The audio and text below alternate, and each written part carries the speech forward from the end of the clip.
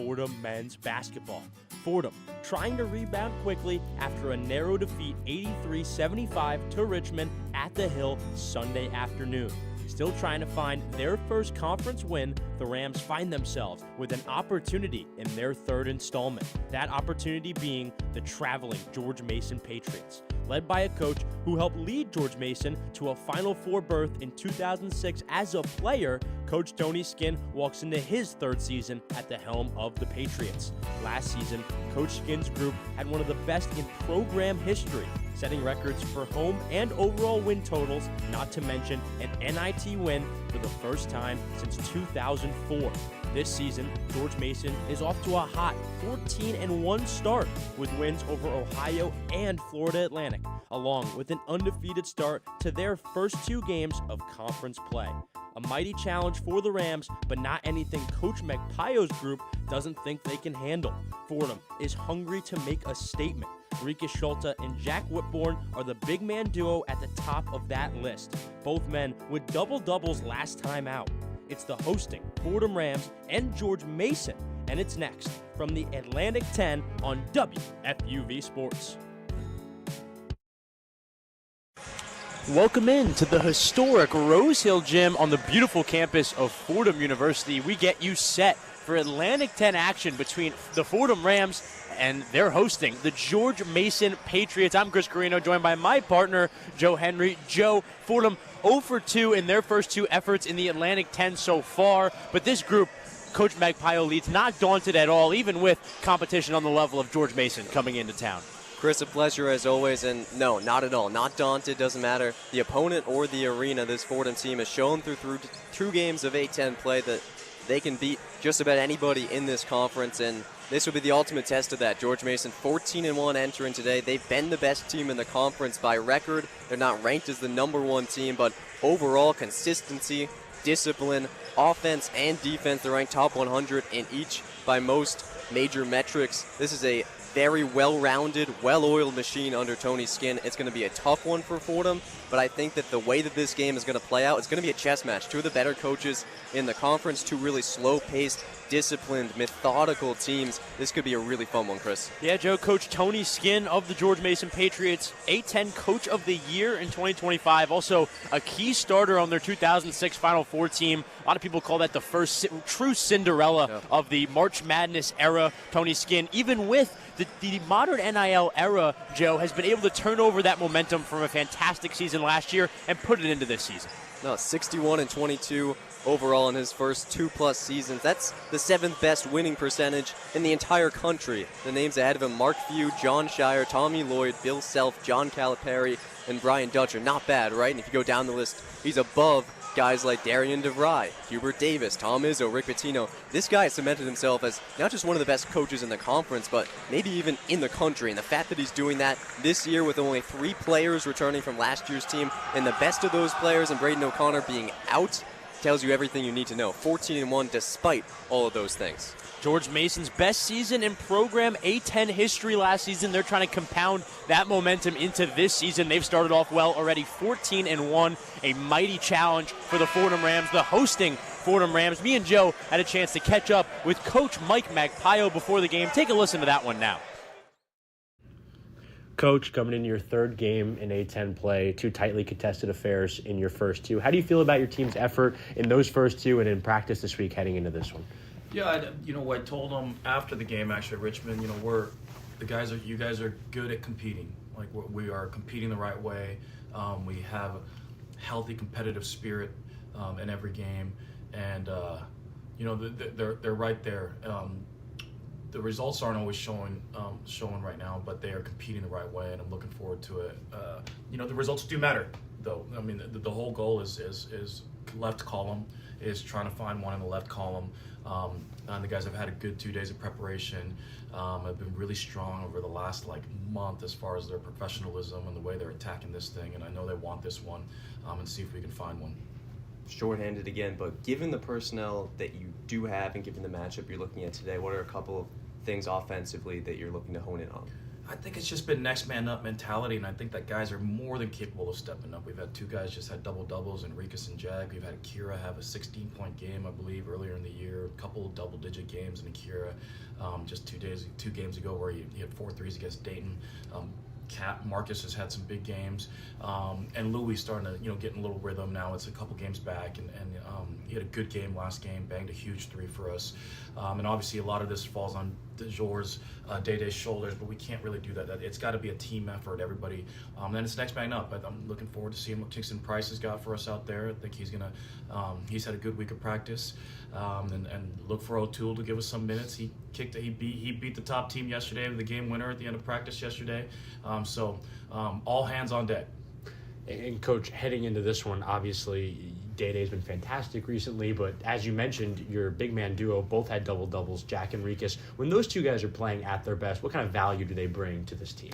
I just think it's for the other team, the opponent. They really got to dial in and focus, and we almost had it done where Richmond was playing their smaller group out there, and we were getting them on the free throw offensive rebound. We were getting them on the glass with our bigger 4-man, and now they'll have to do the same thing. George Mason will have to really kind of plan around that, and if they start to go to their 2 big lineup, I think that actually helps us a little bit. It's just speed wise, their starting lineup is fast, they're athletic. I think their team in general is fast and athletic, but when we play a little smash mouth with Enriquez, Jack, and Akira at the 3, opponents have to account for that. And you're used to those 2 guys. Those 2 guys are used to each other as well. That's the good news. With all the plays they know, and we put in some new packages and whatnot, but those, and then more just that they're so smart. And they're able to communicate with each other, and that's starting to seep into the rest of the team. Scouting this George Mason team, there's depth, but there's a guard in Corey Mincy. You guys have played a lot of teams that are led by one ball-dominant guard. This guy might be the best full package guard that you faced all year between 3-level scoring and the facilitating. What's the scouting report looking like to try and stop him and make sure the other guys are the ones beating you? Well, I know when there's a good team, because this one's Derek Phelps scouting when he's just saying, oh, the guy could score, and he can draw fouls, and he can pass. I'm like, geez, man, and so Mincy, a lot of the same keys we've used on past top guards, you're seeing that in our keys today from Mincy. It's got to be a miserable night for him. It's Mincy misery. It's one of the keys. He can, because and we may have to go to a little deny, maybe even a little boxing 1 against them. I mean, you might see some stuff out there just because when he catches the ball, he's 93% from the free throw line, 52% from 2, and 44% from 3. He can really do it all. So if he gets going, and then he's the closer, in my opinion, even though there's other good players. So if keeping the ball at hands is a solution, we may have to do that. But it makes it tough because they are very, very balanced. He's not even really the highest usage guy on the team. All the guys have similar usage. In fact, Fat Hill, who comes off the bench, has the highest usage on the team. So he brings a challenge to stop him, to stop him, but other guys can score as well. So we'll have our hands full tonight, but he's a big focus for us. I know this is a little inside baseball, but in the grade school level, boxing 1 very common. Is that common at this level, or that's sort of out of the ordinary? There's a great coach in the Big West who would just throw out some stuff, triangle 2 and boxing 1, and that was Russell Turner at UC Irvine, and and we've used it in spurts here and there. And again, it's just keep them off balance. They are excellent in their offense, man-to-man offense. They're excellent. They run a lot of different things. They have a lot of layers to it. So we're always going to have a good, balance of man-to-man, but just kind of throw them off balance, and also zones give us a chance to rest, and maybe give another guy Louis or Kingston or somebody more purpose just to shut this guy down. And we used Kingston a little bit like that up in Montreal for a game against that Albany guard, and I thought that little segment where he did that really jammed him up a little bit. The issue is that Long is really the ball handling guard that really starts their offense, and they can play through number 35 as well. Thank you, Coach, as always. Yeah. Coach Magpio of the Fordham Rams getting you set for George Mason and Fordham coming up from the 810 on WFUV Sports. Back here at the Rose Hill Gym, just finishing up player introductions as we get you set for George Mason and Fordham. The starting lineups for both teams today. First starting with the visiting Patriots. It's, of course, Jahari Long and Corey Mincy, that star-studded backcourt the Patriots have. Corey Mincy leading the way for the Patriots with 17.5 points per game, a true 3-level scorer for the Patriots. And then the rest of that, Starting lineup rounds out to Riley Allenspack, Masai Troutman, and Malik Presley. Malik Presley, the transfer from Texas. On the other side, for the guys in maroon and white, the Fordham Rams, of course, it's Marcus Green, Day Reeves, Rikus Schulte, Akira Jacobs, and Jack Whitbourne. A little bit of a different starting lineup, Joe, than they've usually been used to with all the injuries and shakeups this Fordham team has had to learn to adapt. No, adversity has been the name of the game really all year. If you want to even go back to last year for this Fordham team today, for the second time this season, walking into the building with just 7 scholarship players healthy, and you're likely to see an 8th, a walk-on, and Jamison O'Toole play some minutes as well. Ryan Pettis missing his 9th game with a concussion. Chris Henry back in concussion protocol after playing on Sunday after recovering from a concussion. Aurora Core missing his 2nd straight game. He left in the Dayton game with an ankle injury, and Abaspo Dija hurt his ankle as well a couple weeks ago in practice. So the Rams without 4 players who would otherwise be seeing minutes, and some of them, like Chris Henry, who leads the Atlantic 10 in assists, will be taking big-time minutes as well. And Joe, not the first time we've seen this group this season, not even the first time we've seen them in A-10 play. Yeah, in that Dayton game when Core went down, it was these 7 who found a way to go toe-to-toe at UD Arena with one of the A-10's best. Getting ready here, a starting tip here in Fordham. Jack Whitbourne taking it for the Fordham Rams. And for George Mason, of course, it's Riley Allenspack, the big man in the middle. George Mason going left to right in their away green uniforms with yellow names and numbers. Fordham in their home white with maroon names and numbers. On the left wing, Mincy, pass on the right corner. Pump fake, drive inside from Presley. Quick kick out left corner 3. No good from Troutman. And a rebound on the defensive glass from Rikus Schulte. Fordham moving offensively. Immediately following the scouting report, allowing Akira Jacobs to get in, get a hand on the driver, leaving the corner shooter open if he's not a great shooter, and you live with the result. Day Reeves passing to Whitbourne, top of the key. Whitbourne looking to pass. And Marcus Green running over his defender on the right wing. He triggers an offensive foul, and Fordham turning the ball over offensively. Coach Magpayo not happy with the officiating. Yeah, jockeying for position. I mean, how many times do you see an offensive foul like that in the first possession of a game? Jockeying for positioning, looking for that dribble handoff for Whitbourne, and Long was just square to him right in his way. Long now, top of the key, going right around an Allen's patch screen. Pass on the left wing. A stop dribble from Presley. Now steps through to the right block, pass back out. Troutman left wing.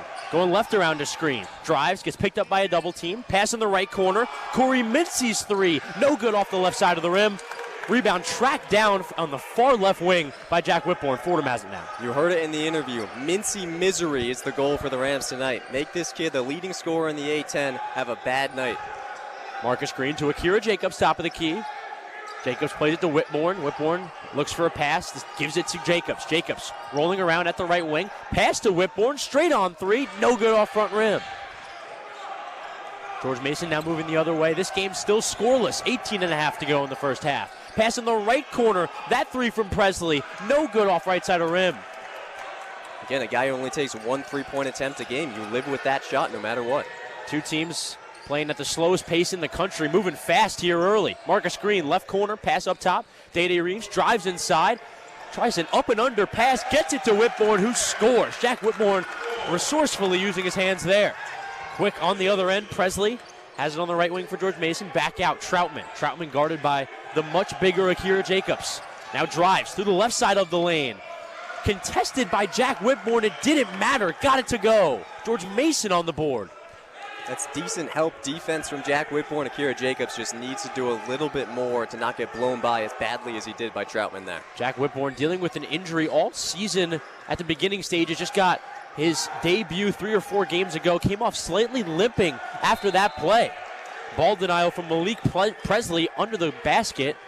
Gets the ball away from Jack Whitbourne. It'll stay on this side with the Fordham Rams. It's going to be a big key for Fordham when they're running those 2 big lineups. Rikus Schulte or Jack Whitbourne passing to the other, avoiding turnovers. Each, they combined for 7 turnovers against Richmond. Can't happen again. Marcus Green now has it off the inbound. Inside to Schulte. Schulte working on his defender. Right-handed skyhook. No good. Defensive rebound brought down by the Patriots. Just came off his hand wrong, too far off to the left. Akira Jacobs came crashing on a back cut for the O-board. Didn't get it. Long back pass. Allenspack. No good from top of the key. Rikus Schulte brings it down. Fordham offensively once again. 2-2, 17 left in this first half. It's a great omen for Fordham because they let Mike Walls, who's very similar to Allenspack, hit 4 straight threes from that exact spot to start the game against Richmond.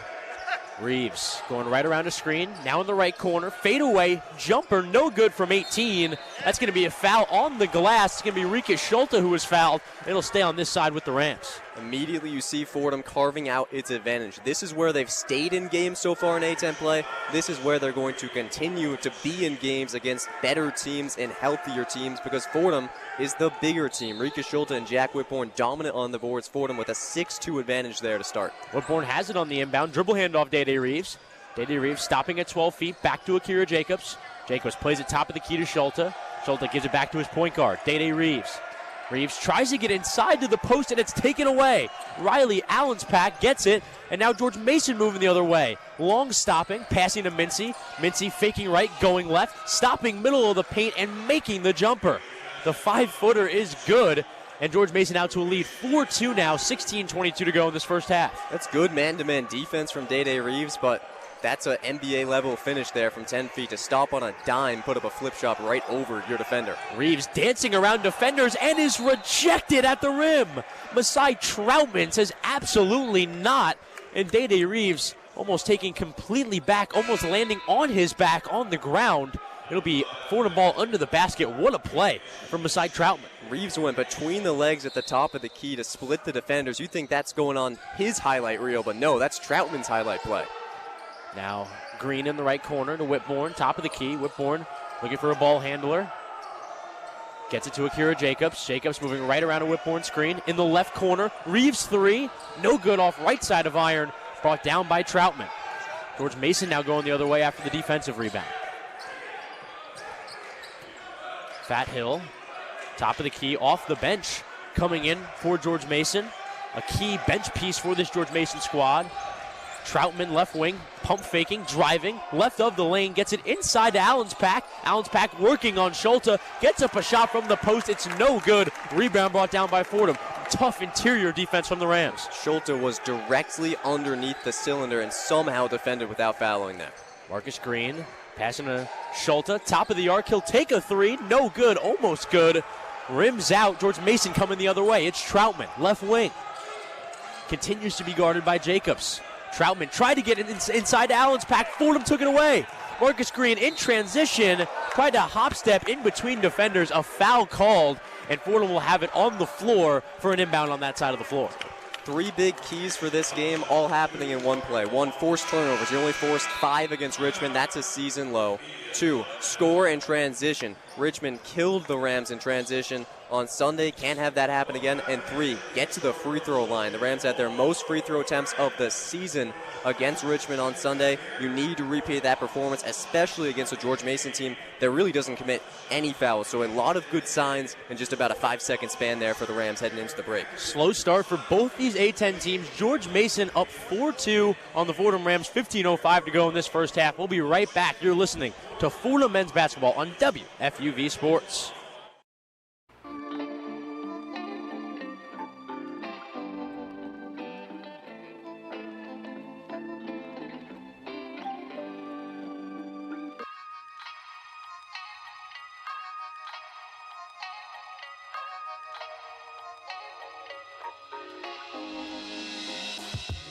Hi everyone, I'm Grace McCarran and I'm one of your 2025-26 New York Islanders beat reporters for WFUV Sports.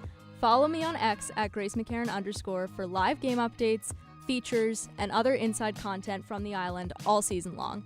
From the development of first overall pick Matthew Schaefer to incredible saves by Ilya Sorokin, WFUV Sports has you covered every step of the way as the Isles look towards the postseason.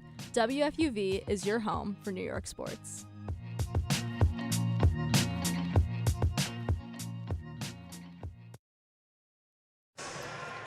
Back here at Rose Hill Gym, Chris Carrino joined by Joe Henry. A 4-2 lead for George Mason over the hosting Fordham Rams. 15:05 to go in this first half. Both teams, Joe, off the slow starts, especially offensively. The Fordham Rams, 1 for their first 8 field goals from the field. George Mason not that much better, 2 for 7 on their first attempts from the field goal from the field. Joe, it's been a tough start for both these teams offensively. Shooting the ball has been a problem both ways. Yeah, if you told me before the start of this game that after 5 minutes it would be 4-2 with one team leading the other, I'd say, yeah, that sounds about right. Both of these teams bottom 50 in the country in tempo, and Fordham has really struggled to start games offensively, but they have not struggled to start games defensively. They shot just 37% in the first half against Richmond. They shot even worse than that. I think it was 25% against Dayton in the first half of that game, and in each of those games, it was a 6-point game at the break. Now, you want it to be even closer than that or to have a lead at the break in this one, but it's no surprise to me that Fordham has struggled offensively so far, but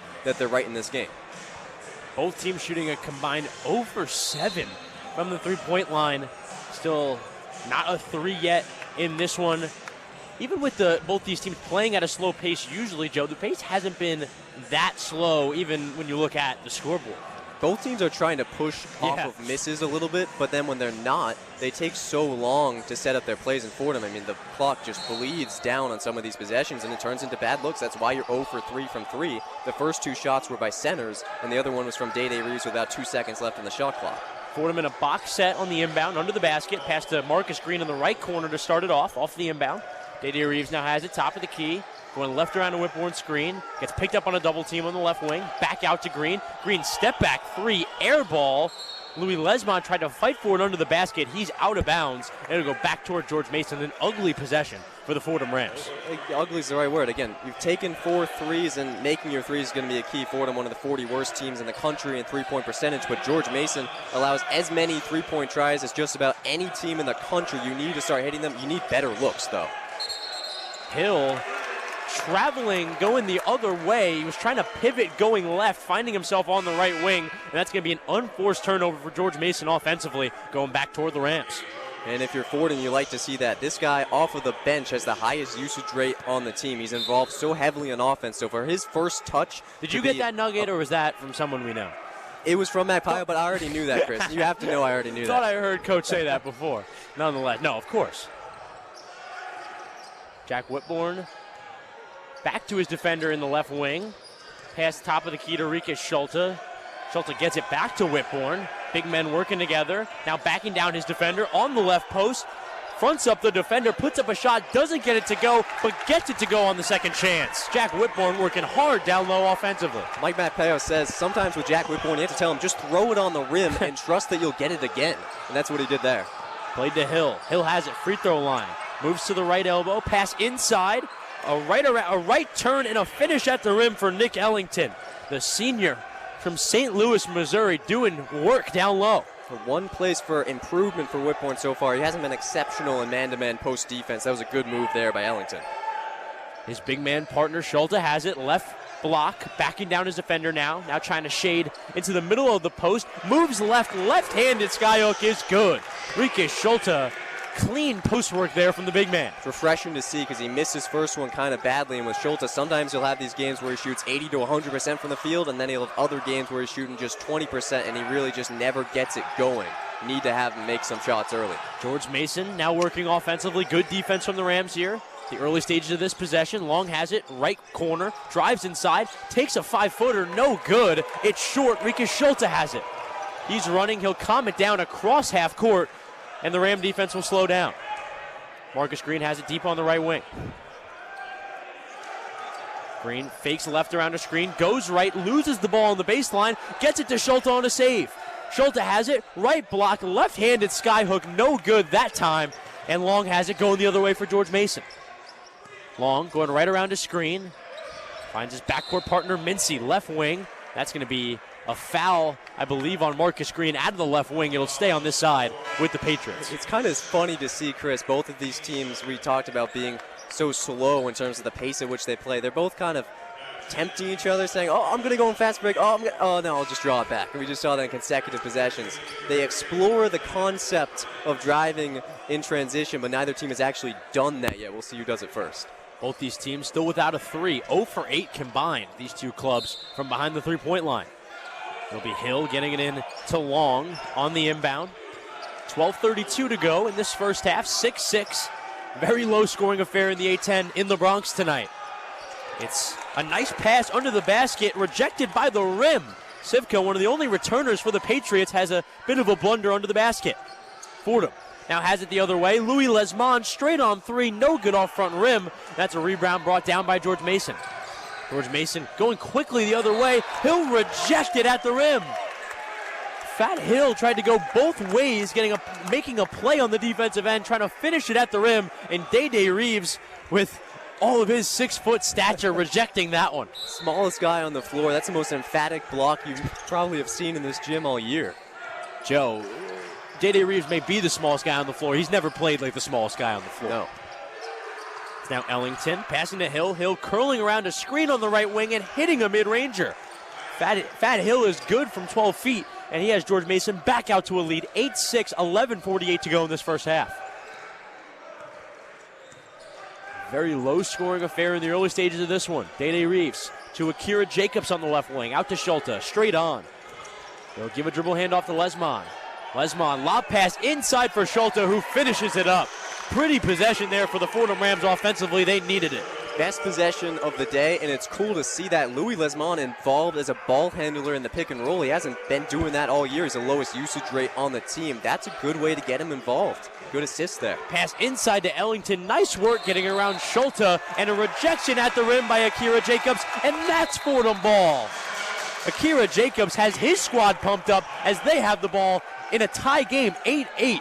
11-13 left in the first half. Joe, what a swing for the Fordham Rams offensively and defensively. It's a sigh of relief for Fordham because they were so late. They had that 2-3 zone running that had been doing really well defensively, but then it got exposed by George Mason. They got a paint touch. Should have been an easy finish. Akira Jacobs comes over really late in transition with the help defense and somehow gets a finger on it off of the Patriot's chest and out of bounds on the baseline, and it's Fordham ball.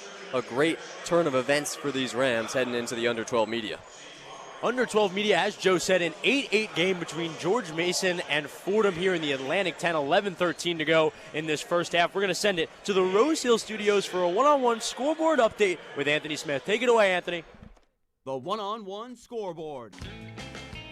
Thanks, Chris. It's a wild Wednesday of A-10 games aside from the battle we have tonight in the Bronx. Down in Philadelphia, the St. Joseph's Hawks are on the home hardwood against the Dukes of Duquesne University.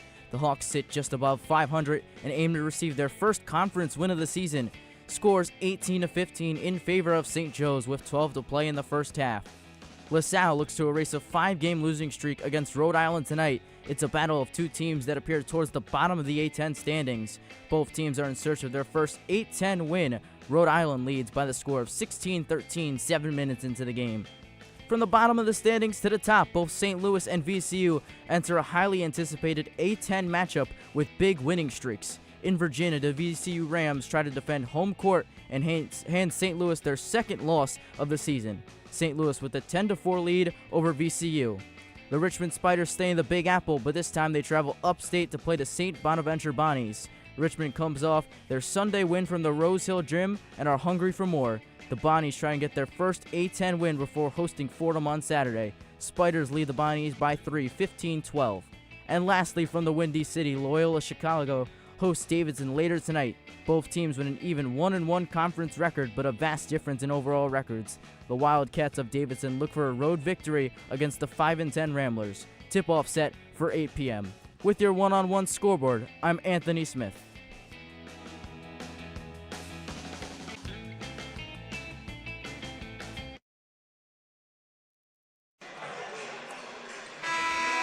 Chris Carrino, joined by Joe Henry here in the Bronx at the tail end of the winter break. The second semester looming, an 8-8 game we have here at the historic Rose Hill Gym. 11-13 to go here in the first half. Joey, very low-scoring affair we have in the Rose Hill Gym. No, it's been pretty much exactly what you've expected. Two offenses that have slowed to get into things, but you have to be very excited that Fordham has allowed just 8 points in 9 minutes. Albeit how slow this game has been, this Patriots team has no lack of scoring talent. They can get it from any guy on any given day. That's what makes this team so dynamic. If someone's struggling, another guy will pick up the slack. Louis Lesmond has it in the right corner up top to Kingston Price. Kingston Price, the top of the arc, gets it to Schulte, right wing. Right, fake dribble handoff to Day Reeves. And now a pass back door to Day Reeves. He's rejected again. It was Hill from behind this time. And now George Mason moving offensively. A free throw pull-up jumper by Mincy in transition is good, and George Mason on both ends dominating the Rams there. Wow, another highlight play from Reeves, a great find from Schulte. That's a play that Fordham works on in practice a lot, trying to get a back cut look for their point guard, using the center as a hub. And then Hill out of nowhere, the rejection. And it looks like on both sides, Mincy and Reeves are just going to be the guys that steady the ship. When both of these teams go scoreless for a long stretch, that's when you look to one of those guys to hit a mid-range shot. That's what Mincy did there. Jahari Long going to take a seat after getting his second foul there. It was a foul off the ball on Louis Lesmond, and the Maryland transfer, Jahari Long, going to take a seat for a little bit, as well as Stas Sivka. Stas Sivka, one of the biggest contributors returning from last year's team. Kira Jacobs, right corner three off the inbound, no good off left part of rim, and Hill's there on the rebound, ascending amongst the Fordham Rams. He loses control of it on the other end, and Day-Day Reeves steals it. Fordham coming the other way. A jump stop and a finish at the rim for Day-Day Reeves. Day-Day Reeves steady as always, and he has Fordham tied once again, 10-10 with 10 minutes left in this one. You like that, Joe? That all started with number 10, Kingston Price. He got a finger on that basketball, jarred it loose. Day-Day Reeves took advantage. A quadruple 10 there, if you will, Joe. Don't see it often. Don't see it often. Mincy, a cross wing pass to Troutman. Troutman inside Kanga. Kanga gets it into Allenspack. Allenspack no good at the rim, but he's fouled, and he'll go to the rim for two. Emmanuel Kanga coming into this one. Going to play some minutes. Has found himself playing some major minutes for this George Mason team. Was 2 for 2 from the field in their last one, 8 points in their last win in the A-10. A pretty highly touted prospect coming out of high school as well, Joe. Yeah, reigning rookie of the week in the conference, who's ranked number 5 in the state of Maryland, as Allenspack misses on his first. He was top 100 overall nationally, was a 4-star prospect. He had that career game last week against LaSalle, 17 points, 8 rebounds. He's that 6'8", 220 build, can play just about anywhere on the floor, can guard just about anybody. He's freakishly athletic. Allenspack good on his second. He gives George Mason an 11-10 lead, 9:45 to go in this first half. Day-Day Reeves has it, trying to get a bucket for the Fordham Rams. Reeves on the right wing, gives it to Schulte. Schulte top of the arc. Going to play it through the big man up top. Dribble handoff to Price. Price in the left corner to Lesmond. Lesmond fakes right, drives baseline left. No good after a Euro step, and George Mason has it once again. Yeah, a lot of times with Lesmond, pretty move but no finish. Sometimes, Mac Maipio said, just go at your defender. You've got a great frame. You can draw contact and get to the line, earn your points there. Mincy gets it to Allenspack, top of the arc. Dribble handoff, tried to get it to Presley. It was stolen by Kingston Price. Kingston Price, thought of it to be almost a walk-on at the beginning of this season, has now found himself playing major minutes in the rotation for the Rams. He takes a left wing three and hits! Kingston Price good from three, and on both ends of the floor, Kingston Price putting a battery pack into the back of the Fordham Rams. We haven't seen Kingston Price be this active defensively all season. We certainly haven't seen him take an early shot clock, step back three, and drain it. But that's what he just did, and this building is alive. Fordham Rams playing with some energy. Mincy driving inside, nice hop step. No good on the shot, but it'll be a foul under the basket on Riley Allenspack. I believe that one will be on Akira Jacobs, and that'll send Riley Allenspack back to the line, I believe. Or no, that'll be an inbound under the basket for George Mason. Jamison O'Toole subbing into the game, Joe. Really interesting lineup here. These 5 have not played at the same time. Give us the 5 out there. We've got Reeves, we've got Price, we've got Whitbourne, we've got O'Toole, we've got Lesmond. Actually, Reeves is going to come out, so no Day-Day Reeves minutes with Price and O'Toole in the backcourt. This is a huge stretch for Fordham. Joe, Kingston Price and Jamison O'Toole thought to not play many significant minutes, if at all, at the beginning of the season. Now both in the game with 8 minutes left in the first half against George Mason in a 2-point game. No good from three. George Mason's Allenspack misses, and Fordham now has it the other way. It's Kingston Price bringing up the ball. Price orchestrating the offense. Gets it to Lesmond, right wing, into Whitbourne, right corner. Gets it to his big man partner, Schulte. Schulte, top of the arc, fakes the dribble handoff, gets it to O'Toole.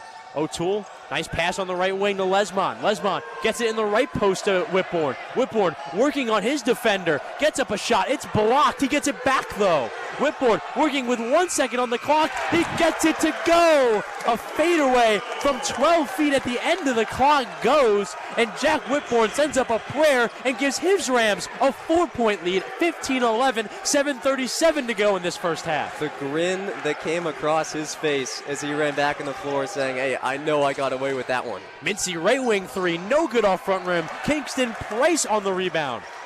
Price bringing it up for the Rams, 4-point lead. O'Toole fakes the jumper, almost thought he's going to pull up there. Kingston Price gets it in the right block to Rika Schulte. Schulte asking for off-ball movement, now backing down his defender, shifting into the middle of the lane, one-handed layup, no good at the rim, and a rebound under the basket by the Patriots. George Mason now moving the other way. Mincy out of the left wing, cross-court pass to Troutman. Back to Mincy. Mincy inside to Allen's pack. He'll take a left elbow jumper. No good, rims out, and Jamison O'Toole is there on the rebound. His fellow walk-ons ecstatic on the bench. This is about the most fun shift of Fordham basketball you'll see all year. Fordham finding a way to hold George Mason scoreless for 3 straight minutes with a walk-on and a reserve running the backcourt. Whitbourne faking the dribble handoff. Now taking a right wing three. It's good! Jack Whitbourne stopping and popping, and he gives the Fordham Rams a 7-point lead. Rose Hill Gym has arisen. 6:26 left in this first half. Joe Henry, you just mentioned it, but what a fun stretch of basketball for the Fordham Rams. Christian Henry is waving his practice jersey in the air like it's a rally towel. That's one heck of a way to build your biggest lead of conference play. On the back of a guy who wasn't expected to see the floor all season in the first half of play, with a walk-on as a shooting guard, and with a center who hadn't taken a three all year entering today, burying a triple and a late shot clock fadeaway jumper to build an 18-11 lead against a 14-1 team when you only have 7 scholarship guys rostered for the game. Unbelievable start for these Rams. Jack Whitbourne's offensive heroics gives his team 5 points and a 7-point lead, 18-11, 6:26 to go in this first half. You're listening to Fordham men's basketball on WFUV Sports.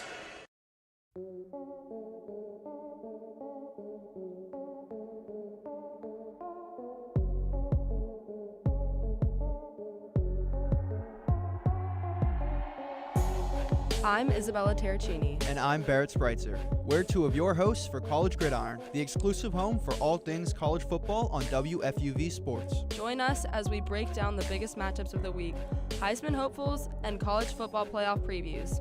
Listen in on Spotify, Apple Music, or wherever you listen to your podcasts.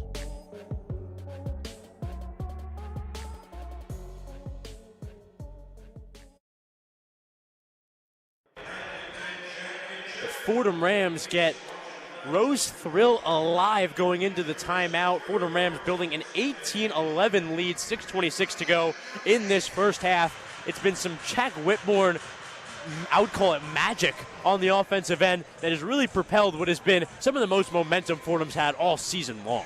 No doubt, and every player, it feels like, that plays for a team that has a great entrenched, deeply rooted, storied fan base has a game named after them. We've got maybe 3 candidates already. Maybe. We've got the Jack Whitbourne game. He just buried a 3 and a fadeaway jumper that he had no business taking, let alone making. He's already got 9 points, 4 of 7 shooting. He hit that 3. He's got 3 rebounds as well. We've got the Kingston Price game. He's only got 3 points, but there were 25 seconds on that shot clock, and instead of initiating the offense, he said, let me just step back and pull a 3 in a way we haven't seen in his career at Fordham. And then on the other end, forcing a couple of turnovers. And Jamison O'Toole, maybe not filling up the stat sheet, just has the 1 rebound, but he's been so active defensively. This George Mason team hasn't scored in 3 minutes and 19 seconds. Fordham scored 8 points in that stretch. A big part of that is Jamison O'Toole just playing great defense on the ball, off the ball, boxing his guys out. He's only 6'4". He's not exactly the biggest guy, but he's doing more than enough to keep the Patriots off the board. And Fordham, it just feels like dominating this game all of a sudden with Day Reeves out.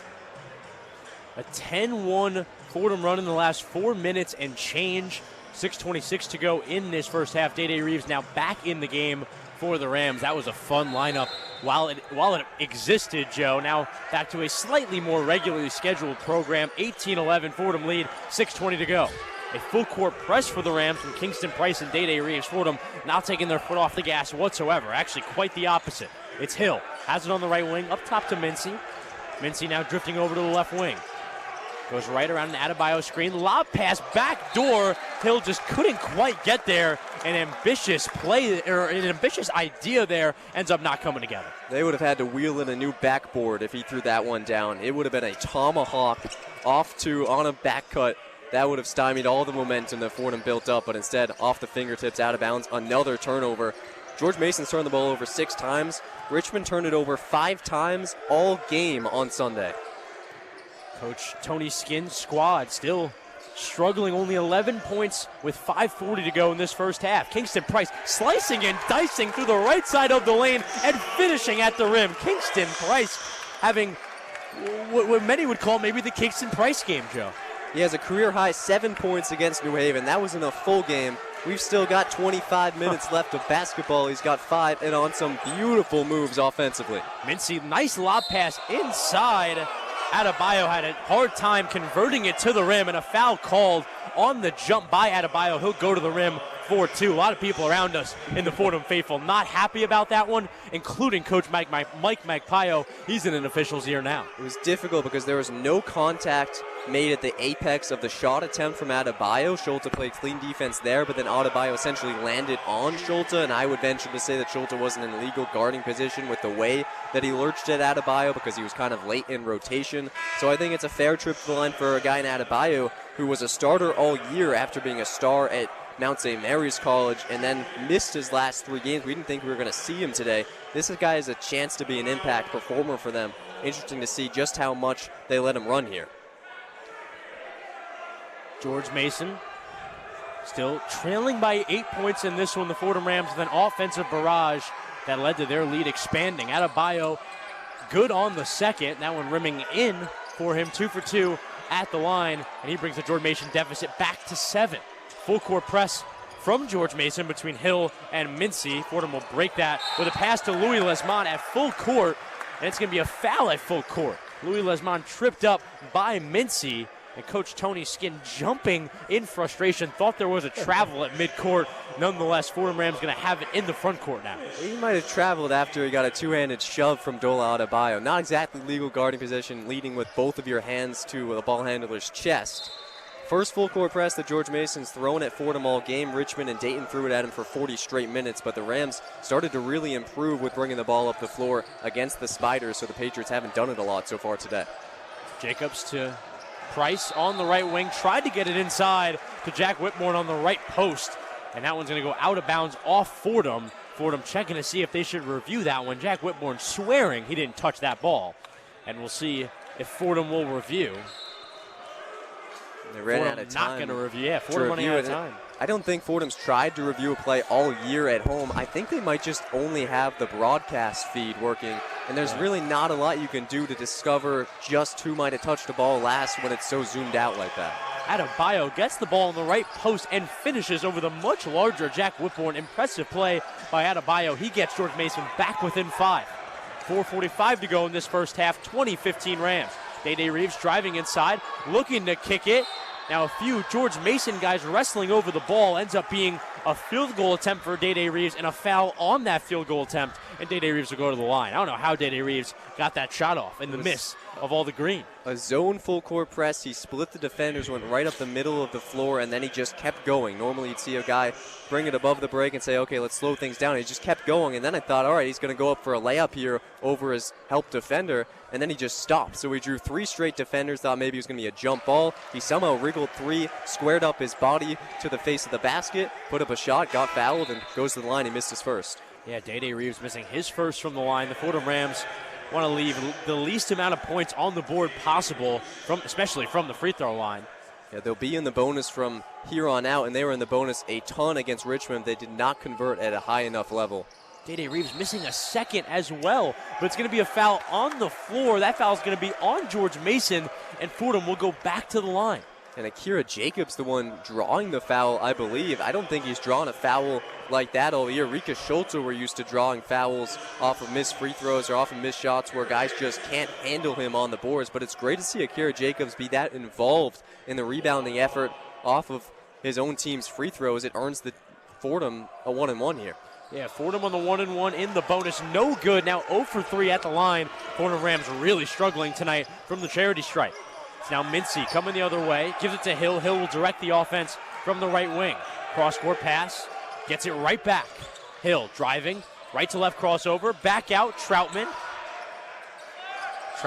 Ball goes all the way around the court to Mincy. Mincy drives inside. Is rejected by Lesmond in the mid-range. Ball's flying around. Lesmond ends up picking it up. Day Reeves on the other end. Heavily contested layup by Troutman. Gets it to go anyway. No foul, but gets the bucket to go and gets Fordham out to a 7-point lead. 22-15, 3:59 to go in this first half. It's now inside. No good by Ellington on the layup attempt. Nice way to get inside with a move. Found himself on the left side of the rim, just couldn't convert. Day Reeves now moving right around a Whitbourne screen. Now faking, going left. Pass it back out to Whitbourne. 16 on the shot clock. 3:37 on the game clock. Kingston Price, top of the key. Receives it on the dribble handoff. Loses it, gathers it back. 5 seconds on the shot clock for Day Reeves. Top of the arc. Left to right crossover. Drives inside. Puts up a circus lefty layup. No good. Ball is loose. Bodies are loose. And that ball is going to go the other way. Possession awarded to George Mason. I think about every person in this gym has a problem with that call, including Coach McPaio. He is heated going into the That's unbelievable. Scrum. Kingston Price came flying in and beat his defender to that loose ball, clamped it with two hands, and then the defender's arm got stuck in Kingston Price's grip of the ball and slung him towards the hardwood, and that's what called the foul because the Patriot player was the guy who ended up going on the ground, but Price cleanly rebounded that ball first. It's very hard to imagine how that could be a foul against Kingston Price. A wild sequence for Fordham and George Mason. Fordham still with a 7-point lead, 3:19 to go in this first half. They lead the 14-1 George Mason Patriots. We'll take a little break from the Rose Hill Gym and send it back to the Rose Hill Studios for a one-on-one scoreboard update with Anthony Smith. Take it away, Anthony. The one-on-one scoreboard. It's going to be an action-packed weekend on the gridiron, and I suggest staying glued to your couch. Starting with the college football semifinals, the Fiesta Bowl kicks us off. Number 6 Ole Miss faces off against number 10 Miami. An elite Rebels offense going against an elite Hurricanes defense. Kickoff is at 7:30 p.m. tomorrow night from Glendale, Arizona. On Friday night, a rematch between Indiana and Oregon in the Peach Bowl. The number 1 Hoosiers come off a dominant performance against Alabama, while the number 5 Ducks come off a defensive masterclass against Texas Tech. 7:30 start time from Mercedes-Benz Stadium. Shifting to the NFL, wildcard weekend is right around the corner. Starting on Saturday, the Los Angeles Rams travel to Charlotte to play the Carolina Panthers. Panthers hoping to come up with another upset win against the Rams. Then in the primetime slot, it's one of the biggest rivalries in the sport between the Green Bay Packers and the Chicago Bears. If it's anything like the first 2 contests, we are in for a treat. On Sunday, Buffalo and Jacksonville start a 3-game slate. In their return to the postseason, Duval County hopes to spoil Josh Allen and the Bills' Super Bowl aspirations. Smack in the middle of the day, a 2023 NFC Championship rematch. The San Francisco 49ers head to Lincoln Financial Field to play the defending Super Bowl champion Philadelphia Eagles. On Sunday Night Football, it's the Los Angeles Chargers traveling to Gillette Stadium to play the New England Patriots, led by Coach of the Year candidate Mike Vrabel and MVP candidate Drake May, and desires to try and revive the dynasty. And to cap off the wild weekend, it's the Houston Texans and the Pittsburgh Steelers on Monday night. Pittsburgh with a crazy finish to clinch the division, but now go against one of the best defenses in the game. With your one-on-one scoreboard, I am Anthony Smith.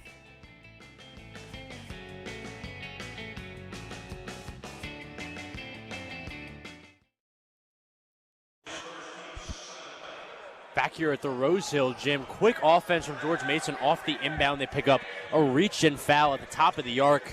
That one going to end up putting Fat Hill at the line. Hill going to take free throws in the 1-and-1 now for George Mason. That last foul being the first foul that puts the Patriots in the bonus. Both teams in the bonus last 3:14 here. Could be a difference maker, especially with neither of these teams really scoring at a high clip. Hill good on his first.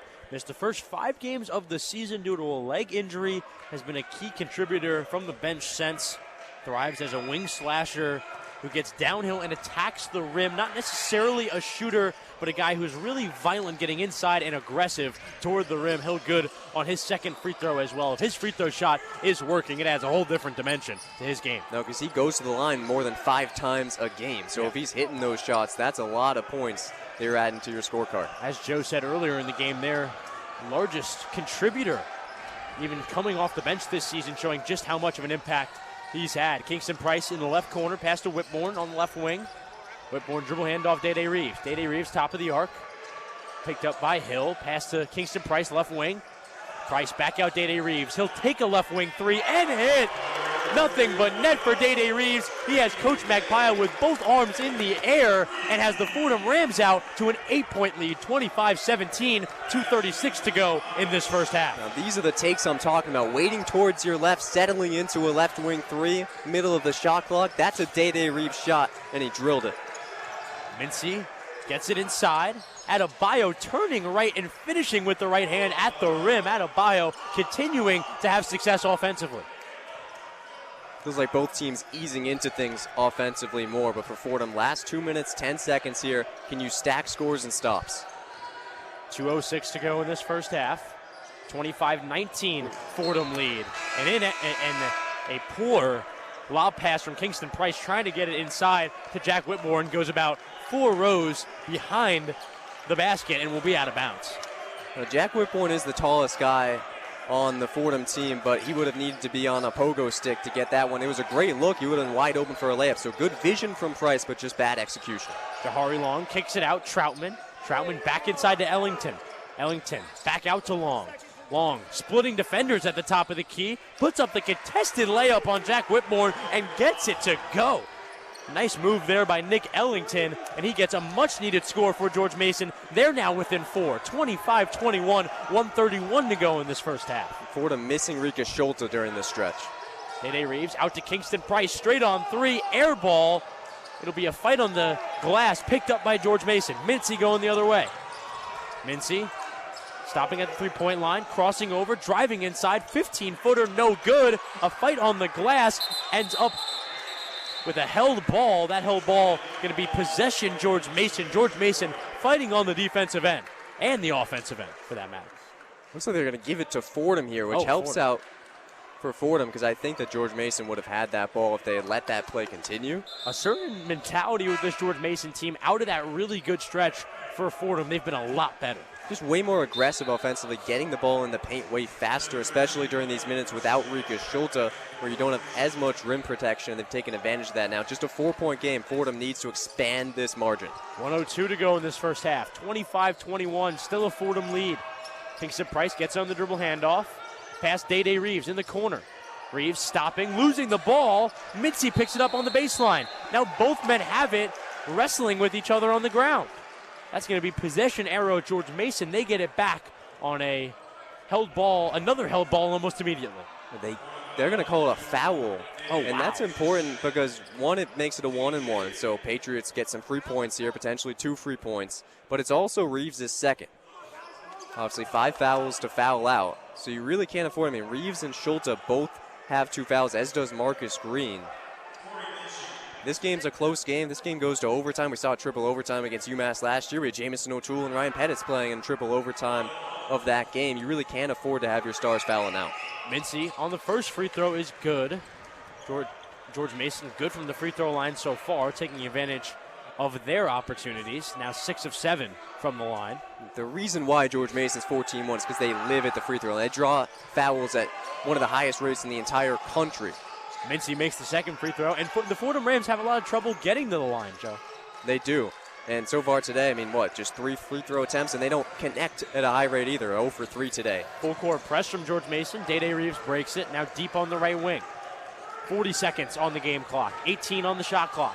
25-23 Fordham lead. The lead has dwindled for the last 4 minutes. Louis Lesmond straight on 3. It's good! The bank is open at 7:46 on Wednesday night, and Louis Lesmond gives his Fordham Rams a 5-point lead, 22 seconds in the half. Those French banks, Chris. Louis Lesmond, a much-needed three. He's made just 2 in his last 19 tries. A banked in straight-on three from Louis Lesmond leads to the final possession of the half. George Mason, 7 seconds on the clock. Mincy, top of the key, right wing three, no good. Rims out. The subsequent second chance dunks are called a goaltend. The ball was in the cylinder, and that's going to be possession Fordham, 0.9 on the clock. I just watched 2 George Mason players go up for a putback dunk and effectively dunk the ball together, but in effect blocking each other and leaving it so that the ball was hanging over the rim while they both were still over the cylinder, which is a foul, or a violation rather, which is Fordham ball with less than a second left, and a good break for the Rams. Joe, I'm glad you're here. I'm glad you're here, Chris. I'm not sure if I would have I might have been able to think all of that. I don't know if I would have been able to articulate quite. No, it's quite like, and this is going to be a crazy pull with 0.9 seconds left in the half. Give it to me. Timeout with 0.9, with not 0.9 on so the you got to get another Louis Fordham Lesmond trying to get shot one more shot. Yeah. Have you ever played the game Rocket League? I have. It's like a pinch when you both hit the ball at the same time. Yes. Except instead of the ball being rocket powered down through the net, it just kind of stayed there. Right. And also wasn't allowed. Yeah, also you can't do that here. You can do that in Rocket League. A lot of hustle from this George Mason team on both ends of the floor. That play, a good encapsulation of just how hard they've been playing for the last 4 to 5 minutes. Fordham with one more chance in the half. 0.9 on the clock. A 5-point lead for the Rams. Lesmond from 3/4. No good. It wouldn't have counted anyway. And that's it for our first half. The Fordham Rams with an impressive 5-point lead on the 14-1 George Mason Patriots. 28-24 Rams heading into the locker room for halftime. You have to be so happy if you're Fordham, even though the Patriots fought back and landed a counterpunch late in the half to keep this game close. Fordham was up by 7 or 8 points. The largest lead was 28-23. So 5 point. No, their largest lead was a 9-point lead. My apologies. 20-11, and that was 28-23. So a 12-5 run for the Patriots to close out the half. But for Fordham, with just 7 scholarship players, with all these injuries, with your top assist man in Chris Henry, who leads the entire conference in assists, not there to help facilitate, you find a way to get scoring from a variety of places. And look, it wasn't a great offensive half, just 38% from the field. You shot 4 of 11 from 3 because you started to heat it up from downtown and started to just get better looks. But look at the contributors. Jack Whitbourne, those 9 points, 4 of 7 shooting in his 16 minutes. Dede Reeves started out 1 for 5, just 2 points. He finishes this half 7 points on 3 of 8 shooting. So he starts to get going. And in a game where Rika Schulte hasn't been super impactful, just 4 points, 2 of 6 shooting, it's been guys like Kingston Price, like Akira Jacobs at times making impact plays, even if Jacobs hasn't scored. Feels like it's been a total team effort from this Fordham unit to stave off a Patriots team that, reminder, is 14-1, the best team in the conference by record. This would be a marquee win for Mike Magpio in year one. It's too early to say that. There's 20 minutes left to go, but so far Fordham has drilled this scouting report. Corey Mincy has been pretty quiet. He's got just 6 points on 2 of 7 shooting, and these Rams are finding a way to shut down a George Mason offense that typically clicks on all cylinders. A massive opportunity ahead for the Fordham Rams in the second half. Fordham with an impressive 28-23 lead after 1 half here over the George Mason Patriots. Jack Whitbourne leading this one with 9 points going into the locker room. For now, from the Rose Hill Gym, we're going to send it back to the Rose Hill Studios for a one-on-one halftime report with Grace McCarron and Anthony Smith. Take it away, guys. The one-on-one halftime report. Welcome into your one-on-one halftime report here in the Rose Hill Studios for Fordham versus George Mason. I'm Grace McCarron, joined by Anthony Smith. Your Fordham Rams leading this one 28-23 at halftime. Great place to be in against a team that's 14-1 and a perfect 2-0 thus far in the conference. Fordham still looking for their first A-10 win of the season. Anthony, what have you seen so far from these guys? I've seen a lot of what we see in these first 2 games where Fordham can feel comfortable where they're at playing these tough A-10 teams. You know, Dayton, Richmond, now George Mason, a team that's 14-1. Now you're sitting on top of George Mason right now with a 5-point lead, and I've seen a lot of 3-pointers that are being made compared to George Mason not really shooting the 3 ball as much.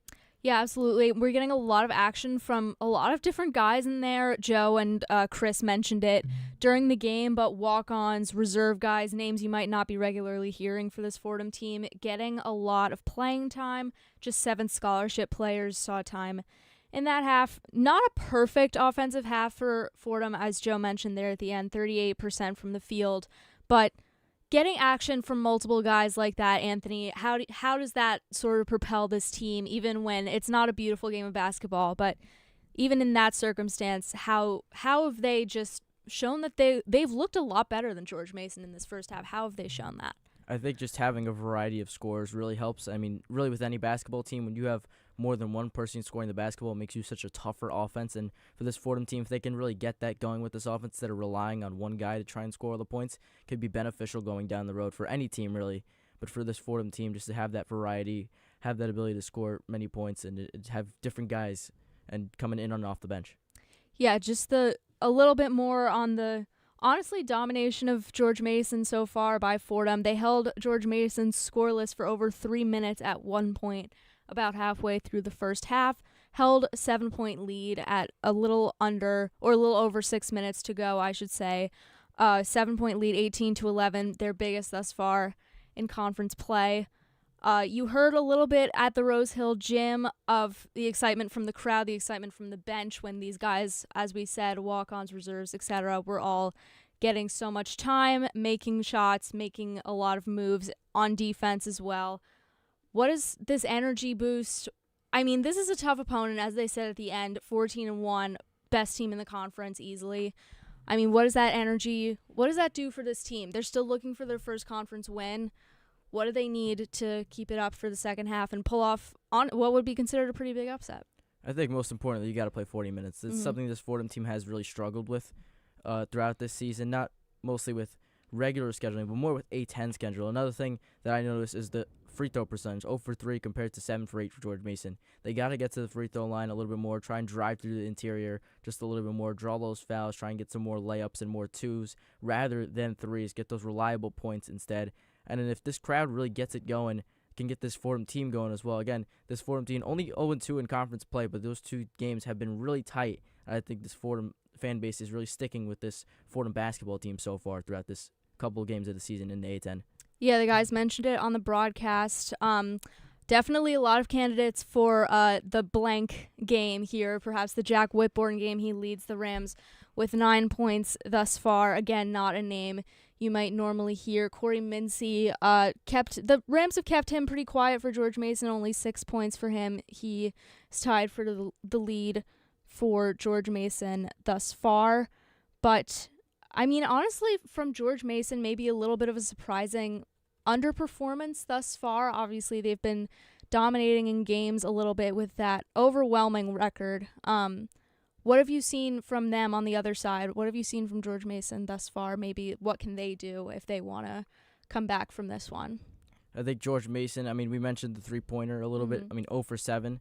That's 12 points that Fordham has more than them just based on the 3-ball. Besides that, they've done a really good job of getting to the free throw line compared to them. Field goal percentages even with Fordham. So I think just knock down a couple more of those threes. Maybe instead of taking those threes, you try and get those reliable 2 points that Fordham is unable to do. And as far as the rebounding, they've been pretty neck and neck with Fordham so far. Maybe just gathering in some more offensive rebounds, try and get those second chance points. Yeah, absolutely. If you look at the standings here in the Atlantic 10, as we mentioned, George Mason at the top. Dayton with a perfect conference record as well. This is a tough conference. This is definitely Fordham's biggest test thus far. You kind of wonder with the presence of these newer guys how they can stay focused in a kind of a big contest like this. Maybe we're still on winter break. Maybe the Rose Hill Gym is a little bit quieter than they're used to when student population is all here. But overall, if you're Coach Magpie, what are you telling this team at halftime? I think mostly just telling this team to try and stay composed for the 40 minutes, knowing that we are a good basketball team. I know he said in the coach's sound earlier, like, this is a talented team. They have the right mindset to try and win basketball games, and it's just if they can put that into a 40-minute effort, it would be really great for this Fordham team to see them try and play the 40 minutes. And I think this is a really talented group of guys that can get the job done. and in the A10. I mean, they've had tough games so far. They really just have not fallen their way. But I think if they could just keep on going and keep knocking down those big shots when you need them to, I think this team could be really successful, not only in this game, but going down the path. Absolutely. Let's see what else there is stat-wise here from each team. Obviously, as we said, 28-23 Fordham thus far. Leading the teams in points, as we mentioned, was Jack Whitbourne. Day-Day Reeves, who was pulled out a little bit at the end there. Kingston Price has 5 points as well. And we mentioned also, we should shout him out, actually. Jamison O'Toole, walk-on to the team, has not seen a ton of regular playing time. Hasn't put up the numbers maybe on offense yet, but we've seen some stuff on defense. Just generally speaking, what do we need to see, maybe from if we get the regulars back in the second half that we're used to hearing from? What do you want to see from them? How can they kind of match their playing styles with these newer guys we haven't heard as much about this season? I think just remaining consistent and just, getting those stats that you really don't focus on in the stat sheet, getting those rebounds that you really need, offensive and defensive, those assists, those turnovers that can lead to such crucial turnover points. George Mason right now outscoring Fordham in bench points right now, but I think it also could be beneficial if Fordham starts to get the bench going a little bit more, so maybe not having those starters coming in that second half, but getting a lot more of those bench guys involved, creating a nice rotation. We mentioned with this Fordham team, they're really injured, so having those bench guys step up could be really crucial to how this Fordham team plays down the road. Maybe they run a bigger rotation now if you could start trusting these guys that are on the bench. All right, absolutely. That is just about going to do it for our one-on-one halftime report. Grace McCarran joined by Anthony Smith here, and we will see you back in the Rose Hill studios for the post-game show after the second half of basketball.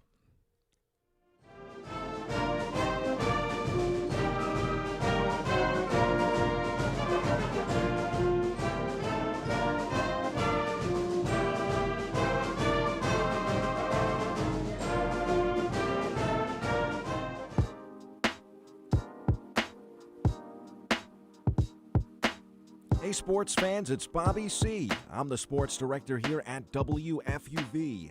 From live broadcasts of Fordham athletics to coverage of all the professional sports teams in the NYC, we've got everything a sports fan could ask for. Like talking sports? Check out One-on-One, New York's longest-running sports call-in show, as well as our diverse collection of podcasts.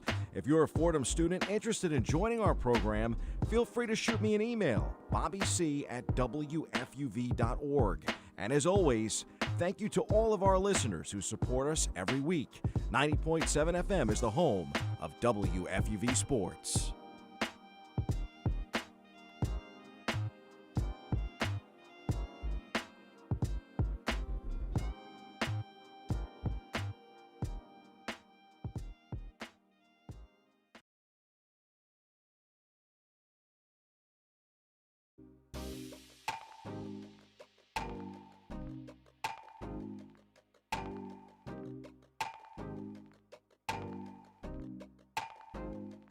Hi, this is Michael Kay, WFUV class of 1982. WFUV is your home for all things Fordham athletics, with live coverage of Fordham football, Fordham men's and women's basketball, in addition to our Saturday show, One-on-One. Stay right here on 90.7 FM for all things WFUV sports.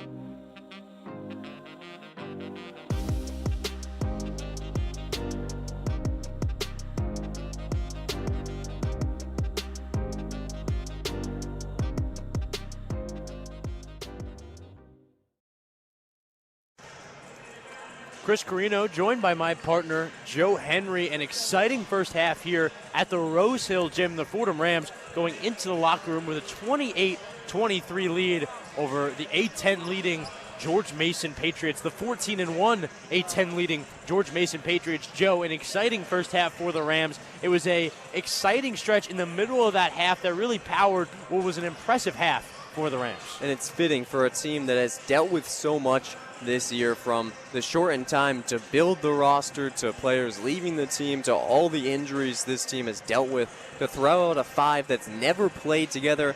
not just in a real game, probably not even in practice, and to have them give you some of your best minutes of the season so far with Price and O'Toole as your backcourt, with Dede Reeves taking a rest and with Chris Henry out with a concussion, it speaks volumes to this team. And look, you could look in a lot of places to try and explain how Fordham is well positioned to try and take down an A-10 team that is 14-1 so far this season.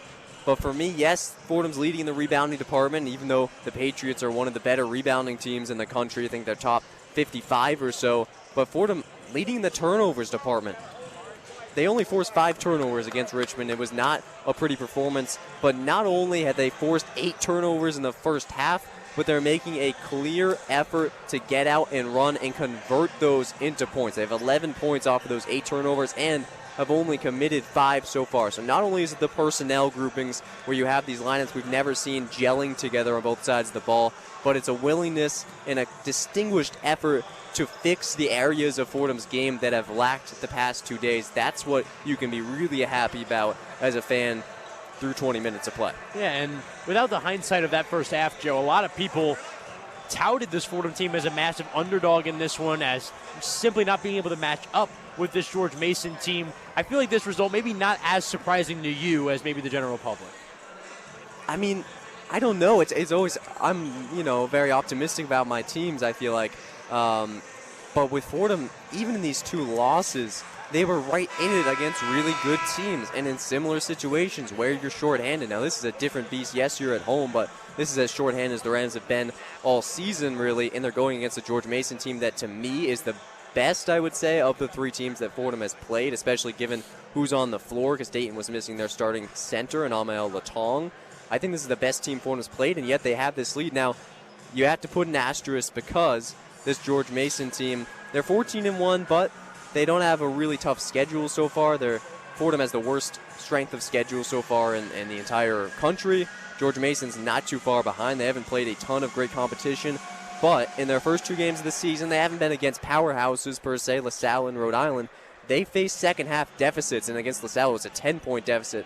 In both of those games, they were losing in the second half, and they found ways to win. So that's where the asterisk comes in. You need to hold this team down for 40 minutes because we saw a little bit of this in the first half. At any moment, that offense can come alive. 2 of their last 5 games were their 2 most efficient games of the season so far.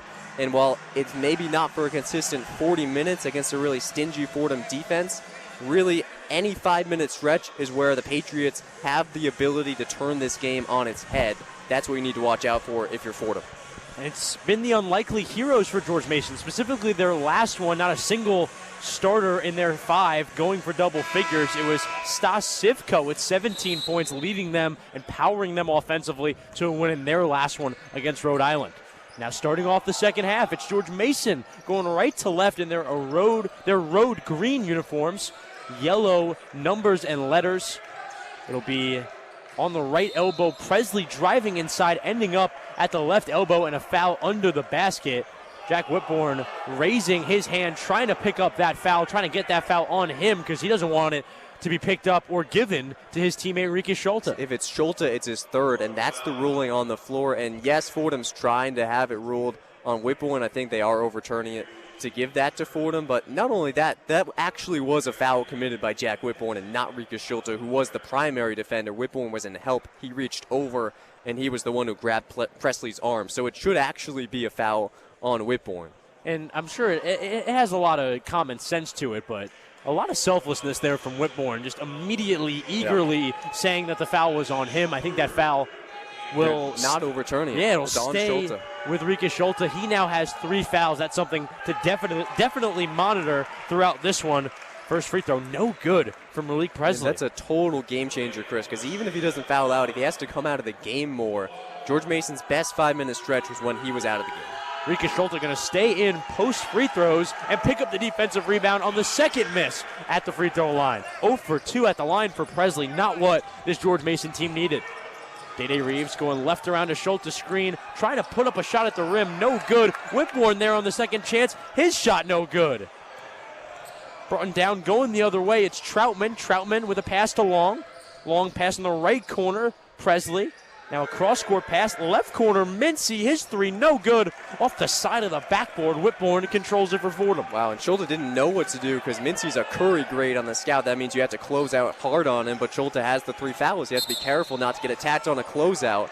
And Schulte has just been hit for his 4th foul, Chris, on offense. No, not his 4th foul. They're high-fiving. I don't think they'd be high-fiving if he picked up his 4th foul. It was called defensively a weird screen set at the top of the key by Rieke Schulte. It looked like a moving screen. That was not what it was called on the floor. It certainly looked like a foul. Instead of foul called on George Mason, trying to fight through the Rieke Schulte screen, and crisis averted for the Fordham Rams. Day Reeves now has it. Pass to Whitbourne, top of the key.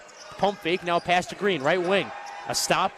Lets his defender jump and then finishes. An up and under score for Marcus Green. What a play there on the offensive end. This is what you need from Marcus Green for 40 minutes. You need him to have the ball in his hands and to get inside. Over 75% of his shots for much of this season were from three-point range, but he's crafty on the interior. We've started to see more of that with this team getting shorthanded. He's got to do that more often. Fordham goes up 7 now, 30-23, 18:30 to go in this first half. Showing the ball on the left and then missing on the right side of the rim. Presley with another offensive blunder. That's going to be a foul under the rim on George Mason. It's going to go the other way in favor of the Rams. Again, a lot of this, what's crucial for Fordham here, and that's the 2nd foul for George Mason so far in just a minute and a half of play, and Schulte's going to come out with those fouls. What's impressive about it for Fordham is that they're not drawing these fouls, shooting fouls. You'd like to see them do that. I think Fordham needs to be more aggressive going up with it because they have guys that are strong enough to weather through contact and go to the line, but they're accumulating fouls for the other team with their rebounding because teams can't box out Schulte and Whitbourne. So Fordham started with Whitbourne in the lineup to get in the bonus way more than they used to because all of these off-ball fouls on loose balls are occurring off of rebounds. Fordham with over double the offensive rebounds of George Mason. Reeves going left around a Whitbourne screen. Couple passes, eventually ends up with Marcus Green in the corner. He misses a 3, and it's brought down by Long. George Mason coming the other way. Pass inside Allen's Pack pump faking and then scoring at the rim. Nice play by Long to find him inside, and George Mason scores on the offensive end. They're back within 5. 30-25, 17:44 to go in the second half. Day Reeves, top of the arc. Guarded by Mincy. Pass on the right wing to Marcus Green. Green, bounce pass inside to the right post. Back out to Marcus Green. His right wing 3. No good. Rimming out. And now George Mason has it the other way. Troutman stopping at the right wing. Guarded by the much smaller Day Reeves. Driving, middle of the lane. Stopping. Backing down Day Reeves. Pass downstairs to Allen's Pack. He enters the middle of the paint from the left block and scores with one hand. Allen's Pack getting his team back within 3. The shot you have to live with for Fordham because Whitbourne was posting up well defensively, held his own very well. He had to shoot right over him, and if it goes in, it goes in. It's 2 points. Momentum building for the Patriots. Now within 3 back-to-back offensive scores. Their bench is standing up. Whitbourne on the right wing, ball above his head, looking for a pass, finds Day Reeves. 10 seconds on the shot clock. Day Reeves goes left around the screen, now top of the arc, right to left crossover, pass to Green, left wing, step back 3 at the end of the shot clock is good! Marcus Green ends a very long Fordham possession with a 3, and he has them back out to 6-point lead, 33-27, 16 and a half minutes to go in the second half. Long driving baseline on the right side of the baseline. He doesn't get the layup to go, but he gets fouled. He'll go to the line for 2. Jahari Long, the Maryland transfer, with 2 chances now at the charity stripe. That's a lifesaver for Fordham. That's a get out of jail free card from Marcus Green, being shown as the buzzer sounds on what was a really ugly possession for Fordham because, and maybe not at this exact mark in each of the first 2 games of conference play, but during the second half, Fordham has shown fight, and then against Dayton and Richmond, there is a sequence offensively where the team becomes totally disjointed and just can't hit the shots it needs to hit, especially late in the shot clock when you just need a baller, as Mike McPire would say, to dismiss the fact that the play hasn't gone the way you wanted and just step back and drill a 3. They haven't had that. They get that from Marcus Green. It keeps this lead at a place where you can be pretty happy. Jahari Long, 2 for 2 at the line, his first 2 of the night. Green He's had several stops on his career. His career started at Sacramento State, appearing in 17 games as a freshman. He dropped down to the junior college level for his sophomore season. He averaged 11 points there and played with Christian Henry after that at Panola College. A lot of stops for Marcus Green. He'll take a left corner three. No good off right side of the rim. Louis Lesmond tracks it down and gets it back to the top of the key. Akira Jacobs right wing three. No good. Tracked down by Day-Day Reeves. That ball went all the way out to the top of the key. Day-Day Reeves got it on the offensive glass. Reeves now has it. Driving baseline. Step back. No good from mid-range. Mincy there on the offensive glass. It's 10-3 now in offensive rebounding for Fordham, but you have to convert on those second and third chances. Mincy in the right post. Allen's pack. Backing down Whitbourne. Good on the shot plus the foul. Riley Allenspack, the Samford University transfer, gets the bucket plus a chance at the charity stripe and a chance to put his team back within two. 33-31, 15:35 to go in this second half. What a spurt here from the George Mason Patriots. This is where things can get a little scary for you because Fordham players starting to eke into foul trouble. 3 for Schulte, 2 for Jacobs, 2 for Reeves, and 2 for Green. 1 apiece for Whitbourne and Price. 3 fouls now in the half for Fordham, only 2 committed by George Mason. This is a Patriots team, Chris, that draws fouls at the 4th best rate, not in the conference, in the nation.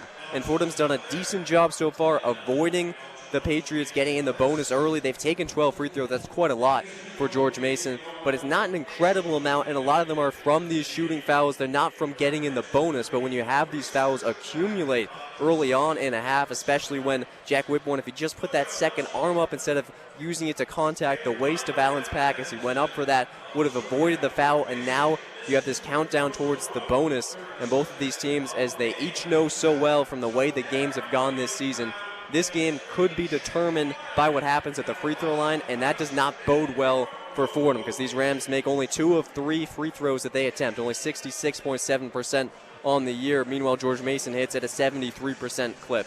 And this Patriots team, frankly, is just way more adept at getting to the line, at drawing contact, and they have that from guys from the starting lineup, high usage rate guys, to the guys coming off the bench, guys like Conga, guys like Hill. They have weapons that can get to the free throw line and change the scope of a game. Fordham needs to be very careful and very disciplined to avoid this becoming a free throw game. And Patriots, George Mason Patriots, almost a third of their points accounted for at the charity stripe. 9 for 12 tonight at the charity stripe. Joe, this team hasn't made a three-pointer yet. They're 0 for 8 from the three-point line, slightly more efficient inside the three-point line than the Rams, but still, with a slightly better free throw average, slightly more free throws, and a slightly better two-point percentage, you should still not be as competitive as George Mason is without a three-pointer. No, it's incredible, and I thought it was going to be the opposite in this game, and that it was going to be all about the Fordham free ball, and to an extent it has. They've hit only 5 of 15, not necessarily a terrific mark, 33%, but those have been 5 key shots. That Marcus Green shot, and then those 4 at the end of the first half that just were badly needed for Fordham to build this lead. But this is George Mason team. The reason why it's such a point of emphasis, George Mason allows more threes than over 90% of other teams in D1. They let teams take nearly half of their shots from three-point land, so it feels like Fordham has to connect on those shots. They've done just enough so far, but with the free throws beginning to become a factor, they need to really start hitting. Riley Allenspack, the junior, converts on the three-point play. George Mason now within 1, 33-32, 15:26 to go in the second half. Kingston Price working out of the left wing to Day-Day Reeves, top of the arc. Day-Day Reeves pound dribbles and brings it back out. Now deep on the right wing, behind the line. Right to left crossover, step back three taken, and it's an air ball. Akira Jacobs fought for it on the defensive glass. The offensive glass ended up not mattering. It'll be out of bounds. George Mason ball, an ugly possession for the Rams. Not great, Joe. No, not pretty. The three-point looks, again, have gone back to a place where they're just not good looks. That's over a bigger defender who closed out pretty well on you if you're Day-Day Reeves. I actually think that Sifka got a piece of that one. Long, pump faking, and then passing it inside Allenspack, scoring on Ricky Schulte. Riley Allenspack has been unstoppable in this last few minutes. He has his team now with a lead. 34-33, George Mason, 14:44 to go in the second half. Ricky Schulte, ball above his head on the right wing. Pass to Akira Jacobs, top of the arc. Ball swings all the way to Louis Lesmond, left corner. He drives inside, picking up heavy contact. No good on his first shot. Akira Jacobs is there on the offensive glass. Kingston Price's three, no good. Louis Lesmond's there again on the offensive glass. Out to Reeves, his three, no good. Schultz is there on the offensive glass again. Fordham fighting for chance after chance after chance on the offensive end. Losing my voice, Joe. My goodness. One, we've seen Louis Lesmond blossom as an offensive rebound, or in his spurt with his second spurt with the team after that initial injury. And two, more fouls being drawn off of offensive rebounds going to get you into the bonus earlier. So key for Fordham, even if they don't cash in on these possessions. Price driving the right side of the lane, puts up a circus shot as he's falling and gets it to go. Another circus play for the Rams goes, and George Mason quickly moving the other way, gets it up ahead to Allenspack, who finishes it with one hand. Both these offenses jolting their fan bases. Just a lapse from Fordham because you have a great play, a guy goes to the ground, you want to help him up, but you have to remember Allenspack always gets out quickly after made shots. Day Reeves, tough fadeaway jumper from the mid-range, no good after a nice array of passing from the Fordham offense. George Mason now has it offensively.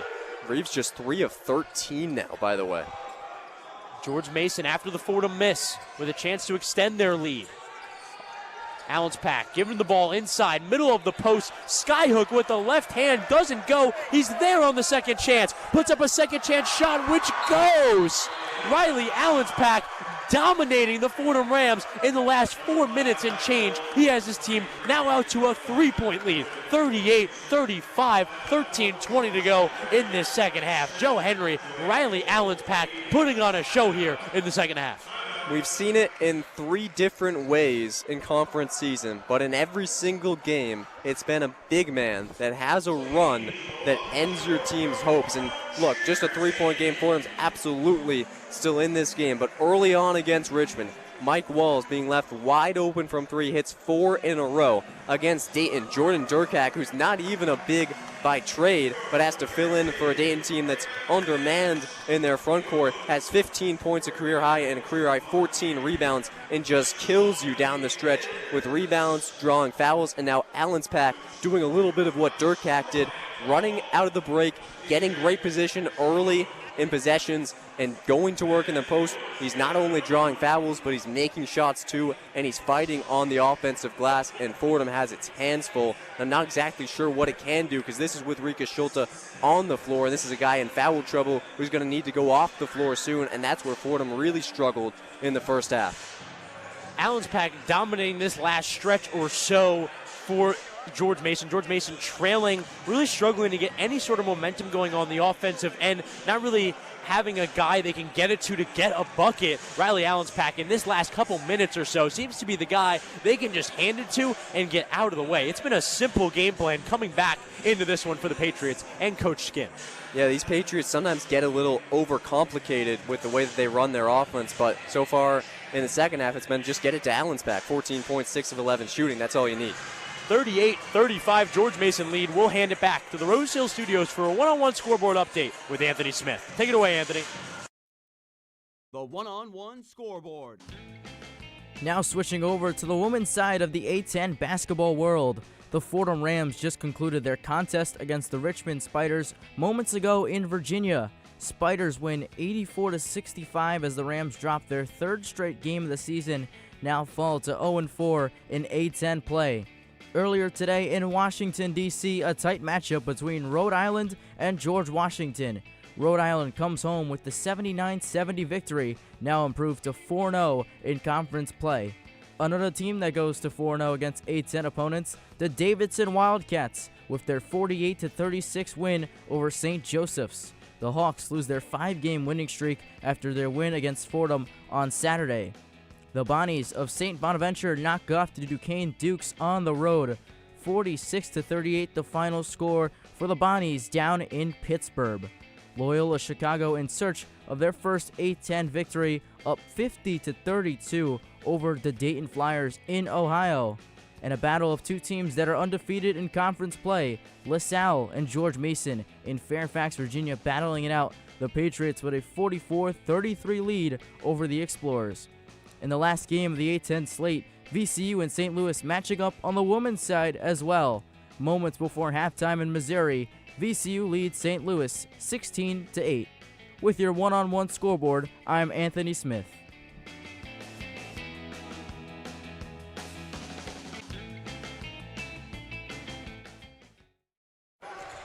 Thanks. Fantastic work there from Anthony Smith. We've come to expect nothing less. The Fordham Rams have it out of the timeout. Jack Whitbourne working out of the left post, spinning baseline side, having trouble holding on to the ball, and it'll be a turnover. Fordham turning over the ball on the baseline, and George Mason getting the ball back. Not what the Fordham Rams wanted to do out of the timeout, Joe. It's just been a little bit sloppy from the bigs in this half on both sides of the ball. Lack of discipline on defense and on offense. Just not getting up the kind of looks you'd want to, and there Whitbourne getting stuck underneath the hoop. Long lob pass to the back door at Abayo, who slams at the rim. George Mason had been trying to use that play. That was the first time it was successful. It has them now out to a 5-point lead, 40-35, 12:40 to go in the second half. Day Reeves, left corner three, no good. Rebound brought down defensively by Fat Hill. Long, out of the right wing, gives it to Mincy, dribble handoff, top of the key. George Mason, an Adidas school, all rocking their Aunt Edward 2s. Long, going left around the screen, pass right corner, Hill's three, no good off front rim. Rika Schultes there on the defensive glass, and he picks up a foul on the rebound. It was Adebayo trying to get himself involved, and he picks up the foul. Not a foul George Mason wanted to pick up there. No, because they've committed 4 fouls now, and 3 of those have come off of Fordham rebounds. So that's how Fordham is finding a way to get near the bonus, and it's going to allow this team to stay in no matter what happens on the floor. Now trailing by 5. Fordham, one of its last 11 from the field, scoreless its last 2 minutes. They make some substitutions here. No Day Reeves on the floor. You need to find a way to get that offense going. Fordham needs to re-inject some life into their offense. Marcus Green, left wing, pass in the left corner. Akira Jacobs gets it to Jack Whitbourne, dribble handoff Marcus Green. Back to Whitbourne. Whitbourne looking for a pass, now top of the arc, guarded by Allen's Pack. Whitbourne back to his defender now, backing down Allen's Pack. Left block, fadeaway jumper, no good, brought down by Troutman on the defensive glass. George Mason now has it offensively. Troutman, Allen's Pack. Allen's Pack faking the dribble handoff, now driving, kick out Troutman. Troutman, extra pass, left corner to Hill. Gives it back to Troutman, Troutman to reset. Into Allen's Pack. Allen's Pack driving immediately, attacking immediately, but missing at the rim. Allen's Pack finally missing against the Rams. Rams finally getting a miss at Allen's Pack. Fordham lucky to be getting misses on these last 2 possessions, and now without a single guy who really is known to be a slasher who can get the ball inside, they need to find a way to have a good possession, and that's one right there. Lesmond firing a pass into Whitbourne, a cutting Whitbourne who finishes at the rim. Fordham needed an efficient offensive possession, and they just got it. Lesmond 2 for 2 in that action as a ball handler, finding big men for assists. Why not have the ball in his hands more? Fordham back within 3, 40-37, 10:52 to go in the second half. Allen's Pack getting double teamed in the right block. Out to Adebayo. Extra pass. Left wing. It's good. Masai Troutman with a major 3 for George Mason. He has George Mason back up 6. 10:30 to go in the second half. First 3 of the game, and it's a backbreaker. Marcus Green driving through the left side of the lane. He picks up a tripping foul. It's going to be George Mason's Corey Mincy picking up the foul, and that'll be on the floor. Fordham will retain possession. 5 fouls now for GMU, so Fordham getting really close to the bonus still with a long time left to go. But all of a sudden, and it's kind of similar to the Richmond game second half, out of nowhere after being so solid defensively, how do you find stops? Because you got 2 stops on a missed wide open 3 and on a missed shot in the post by a guy in Allen's Pack who had made his last 5. And then you give up a wide open 3 play in the 2-3 zone. I think you live with that because Fordham George Mason's first 3 of the game. Yeah, George Mason hasn't been able to exploit that hole in the zone with a wing 3 the entire game. So I think you say, okay, well, it's bound to happen at some point. But Fordham's going to need to find a way to get what they call a kill. That's when you get 3 consecutive stops on defense for Mike Pio. He says the key for us is when we can get 6 stretches like that in a game, it means we're going to win no matter what. Now, I haven't been tracking. I don't know what number Fordham's at, but I don't think they've had a lot of kills in the second half so far. This is the time to bear down on defense and find a spark offensively. Louis Lesmond as a slasher and as a playmaker. We haven't seen a lot of that, but with Data Reeves off the floor, there's really not a player on this Fordham team that has a pedigree for getting inside and creating offense off of the dribble, where you're getting inside and then you're collapsing the defense and then you're looking outward, or then you're looking for a dump-off pass to a big man because his defender came over in the help defense. Maybe a Louis Lesmond, maybe a Marcus Green can be the guy to give you that spark offensively, especially with Dede Reeves having maybe his worst game of the season, just 3 of 14 for 7 points so far. Yeah, Dede Reeves really not meeting his expectation he is set with his play, not only this year, but last year as well. An All-MAC first-team player at Iona last season. And, of course, Riley Allenspack, the star of the show here in the second half. He's 6 for 12 from the field, 14 points, 2 of 3 from the line. It's been Riley Allenspack in a similar way that you've talked about Fordham.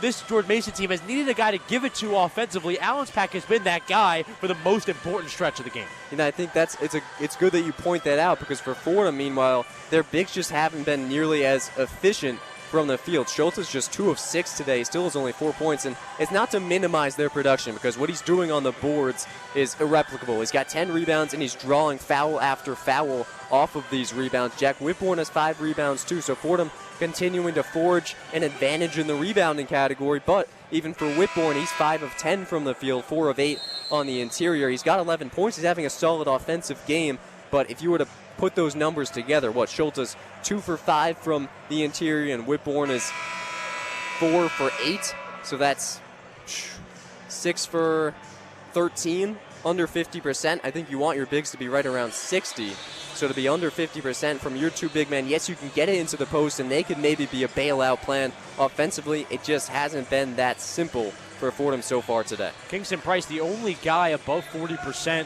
in that guard column, or of the guards of this Fordham team. Kingston Price 3 for 5 from the field so far. He has 7 points, matching a season high. Rika Schulte gets it on the inbound. Dribble hand off to Marcus Green, top of the key. That's how the possession will start, and it'll be a foul off the ball under the basket on George Mason.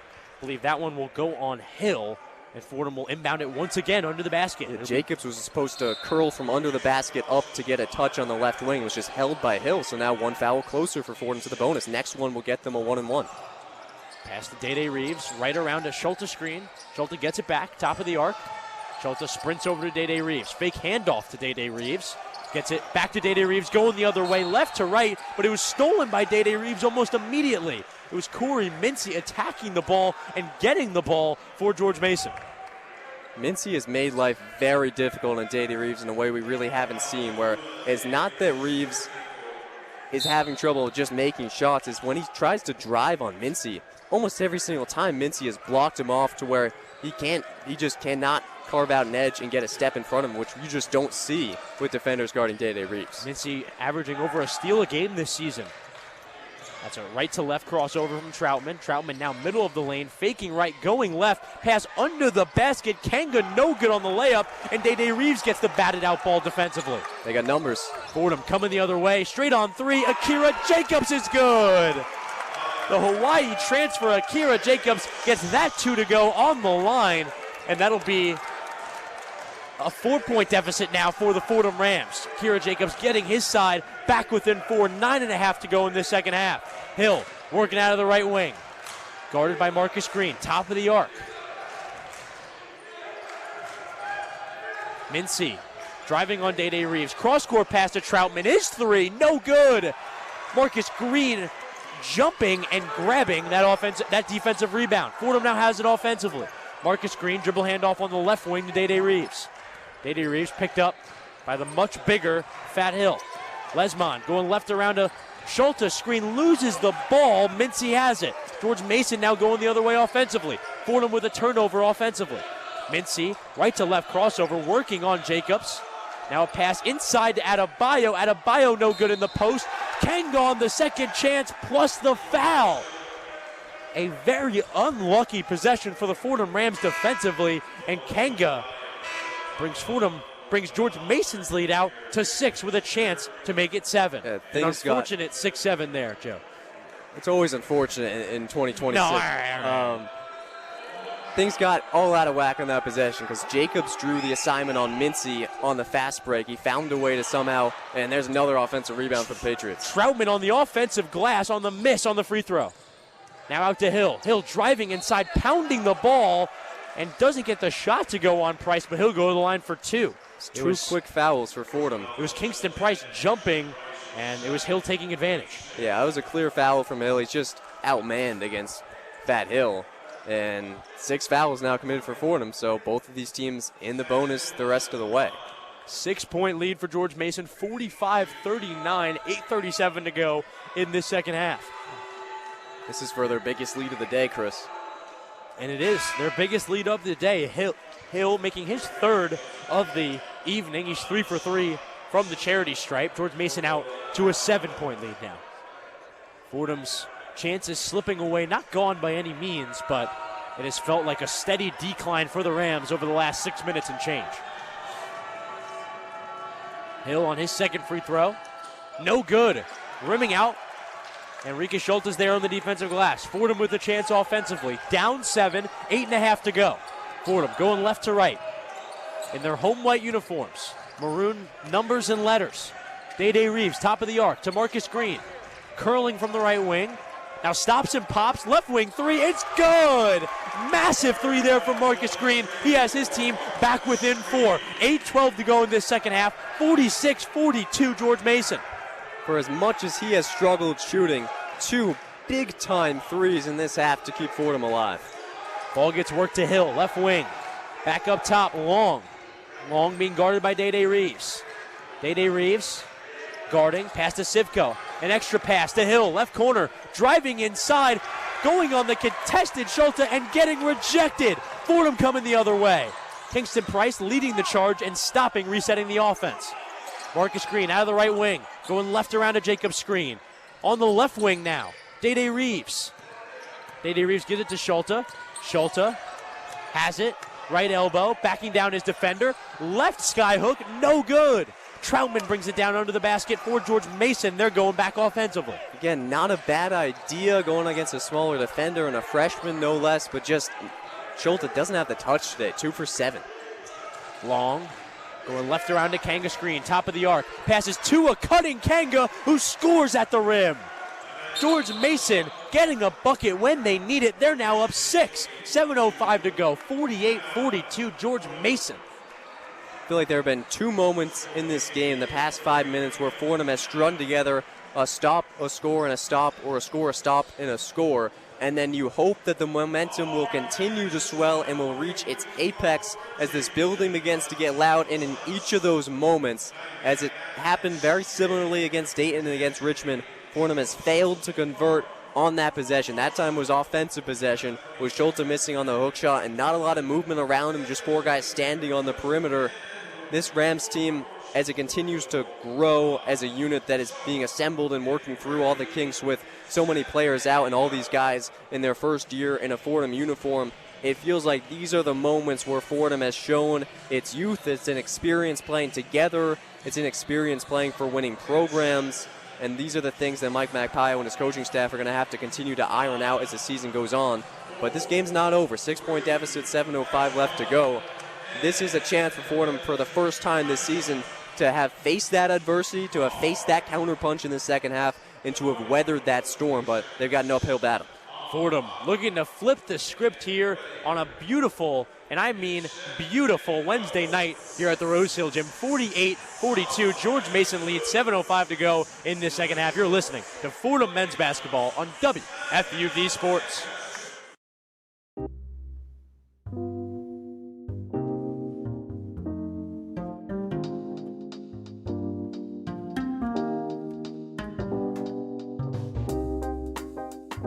I'm Kurt Sippel, telling you to tune into One on One, New York's longest-running sports call-in show.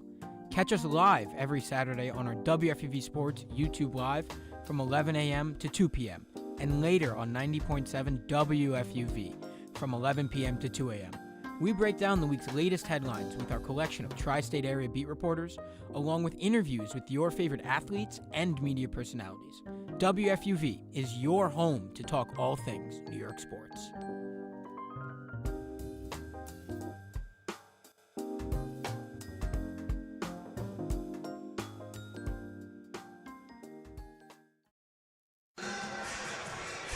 48-42. The George Mason Patriots lead the Fordham Rams. 7:05 to go in this second half. Chris Carrino, joined by my partner, El Jefe, Joe Henry. Joe Henry, it has been a really interesting game in totality, but specifically the last 7 to 8 minutes for the Rams. They've been slightly disastrous, but nothing too far gone. Nothing too far from the point of return.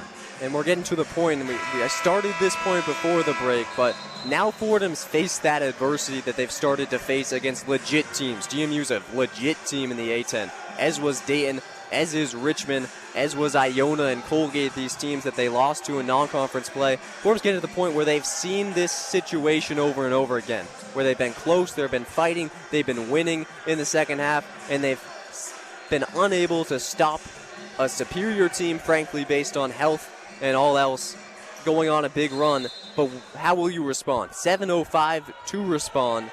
This is the most time that Fordham's had to make up a gap like this so far in A-10 play. Still a major opportunity in front of the Fordham Rams. 6-point deficit. Fordham has the ball offensively. Day Reeves to Marcus Green on the left wing. Green gets it to Whitbourne. Whitbourne has it top of the key. Whitbourne dribble handoff to Price. Price right wing, back to Whitbourne. Whitbourne pump fakes the three, drives inside. A contested shot, no good, but he'll go to the line for two. Whitbourne falling gingerly there. Seems like he'll be okay. How about that, Chris? Maybe that's a way for this Fordham offense to get something. They need players to do things that they maybe haven't done a whole ton so far this season. Jack Whitbourne pump faking a three and attacking a closeout. Now, granted, I don't know how many other defenders in the NCAA are going to close out hard on Jack Whitbourne, but he bit him there and he drove right by him. But Joe, is he closing out hard for no reason, or did he give him reason earlier in the game? You raise a great point. He did drill that I earlier, appreciate that. I will say about Whitbourne, he only shot 62.5% from the line last year. I think he's 5 for 5 now. He just made his first this season. His shot looks really pure. So, got to respect the closeout. But for Whitbourne, the wherewithal as a sophomore to attack that closeout and to realize I have a 6'11 frame. When I'm rumbling full speed to the cup, don't be afraid of drawing that contact and trust your shot at the line. Jack Whitbourne at the final stages of his rehabbing for his injury was taking free throw shots as he misses the second, but gets his own rebound. Price straight on, still has the ball offensively for the Rams. Rams trying to score, down 5, 48-43, 6.5 to go in the second half. Price orchestrating the offense, right to left crossover, driving through the left side of the lane, back out to Jacobs. Jacobs driving inside, right-handed skyhook at the end of the shot clock, no good. It'll be Mincy bringing it up for George Mason. It's where every single game of conference play, this has been what's killed Fordham. You get all those offensive rebounds. Fordham has 15 to George Mason 6, but you don't convert on those chances. Mincy stopping at the right wing, back out to Hill, top of the arc, faking left, now passing left to Allenspack. Allenspack, cross-court pass. Troutman pump faking out of the right corner, driving inside, tried to get it to Sivka, he loses the ball, regathers it, and makes it at the rim. Sivka falling over, and Akira Jacobs on the floor, still got that one to go. Wow. Had Jacobs on the floor, had 3 defenders on him, just threw a shot up, and by a miracle gets it to go. That was ugly for the Patriots. 5:34 to go in the second half. George Mason with a 50-43 lead. Akira Jacobs, left corner three, no good. Rebound brought down by Hill. George Mason with a 7-point lead, 5:20 to go in this second half. Fordham Rams need to start moving offensively, need to start being productive offensively. Yeah, that was a good look, but just no execution there from Jacobs, but you like that attempt. Sivka, beautiful backdoor pass to Mincy, who finishes it at the rim. Corey Mincy all alone backdoor, and the George Mason Patriots continuing to stack great offensive possessions. Largest lead of the day, 9 points. Mincy just 8 points on the day. Would be his second lowest output of the year. Again, A-10 leading scorer. So Fordham's done that much really well, just denying Mincy. Mac Pio said Mincy misery, but the rest of the guys have done enough. Fordham running out of time, a 9-point deficit. Whitbourne in the left post, backing down Allen's pack, putting up the right-handed floater and hitting in the middle of the paint. Jack Whitbourne, a much-needed bucket for the Rams. He has the Rams back within 7. 52-45, 4.5 to go in this second half. And you can see his leadership and him being a future captain blossom on the court as we speak. He's leading this team through this stretch, and he just got a steal. Akira Jacobs' active hands off the ball, hit that one into the hands of Jack Whitbourne. Both big men, good work there off the ball defensively. Jack Whitbourne huffing and puffing. He's tired. He's set to screen. Kingston Price runs through it to the right.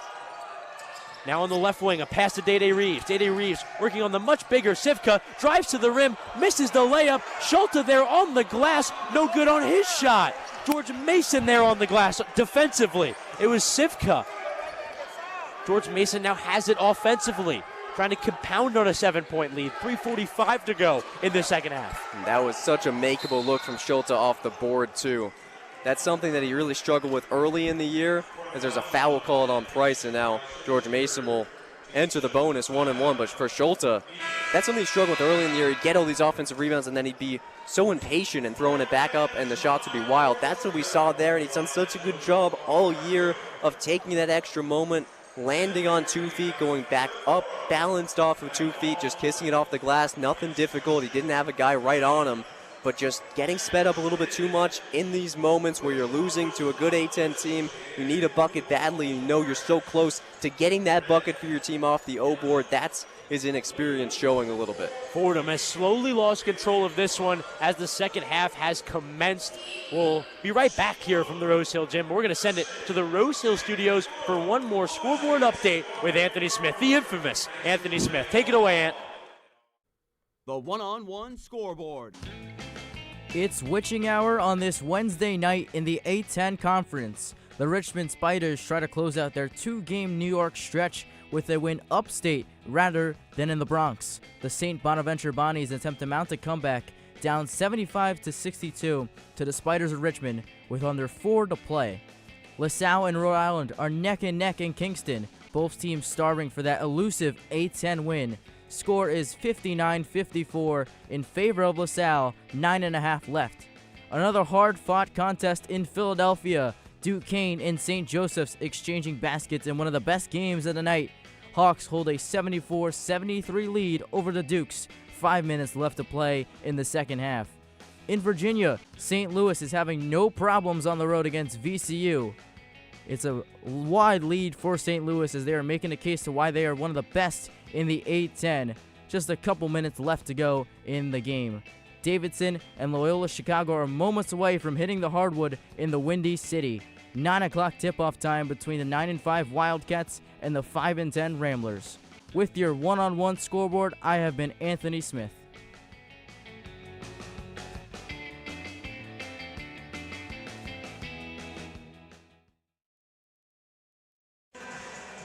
Back here at the Rose Hill Gym, the Fordham Rams steadily but surely losing control over the entire culmination of this second half, specifically the last 8 minutes or so. Fordham losing their lead, now trailing 52-45, 3:40 to go in this second half. Chris Carrino joined by Joe Henry. Joe, it's been a disappointing stretch to end the second half. Yeah, it's been a slow burn, but it's not like a good cheesy Hallmark movie. It's a kind of slow burn where you feel it creeping in, that same feeling that you got these last few minutes at this time of the game a week ago against Dayton or 3 days ago against Richmond. This feeling that a really good team that's playing you when you're shorthanded, that the combination of those two realities has crept up on you, and now you're facing an uphill battle, to say the least. 340 to make up 7+ points. It'll be Hill at the line. He's already 3 for 4 tonight, 5 points, 5 rebounds, and 2 assists. Hill on his first at the line. It's good. Hill making the first of the 1-1, getting his team out to an 8-point lead now. 53-45. George Mason leading the hosting Fordham Rams. 3:40 to go in this second half.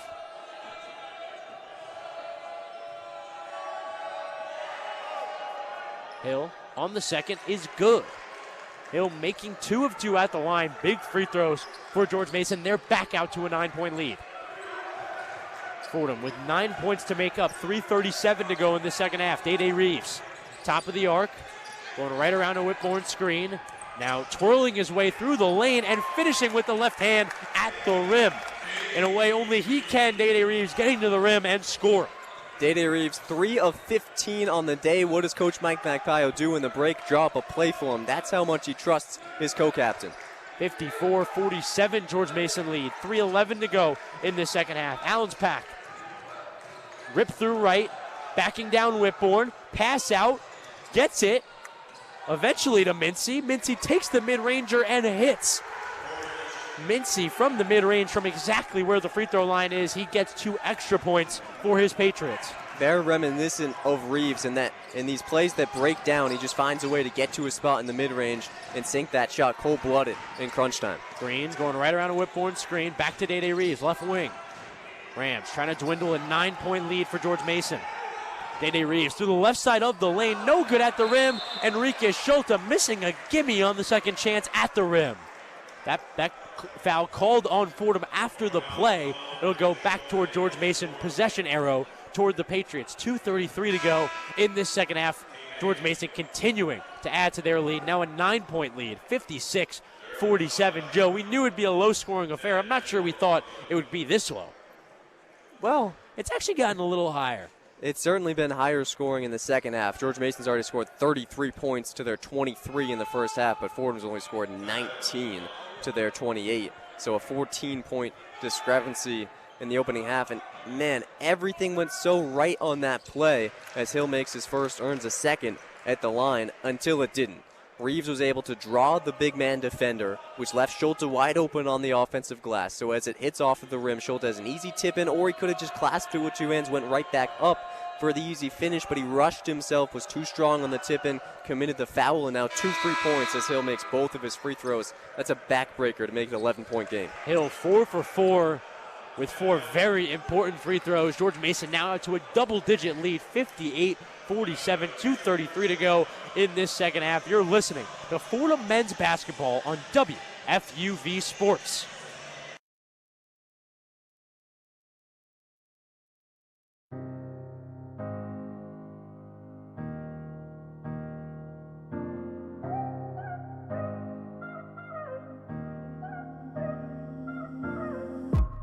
Hey, what's up? It's Owen Kelty, one of WFUV Sports' New York Knicks beat reporters. Jalen Brunson and the New York Knicks look to dominate the East and bring a championship back to New York. Keep up all season long on my X account at Owen Kelty for all the highs and lows of New York Knicks basketball. WFUV Sports is your home for all things Knicks.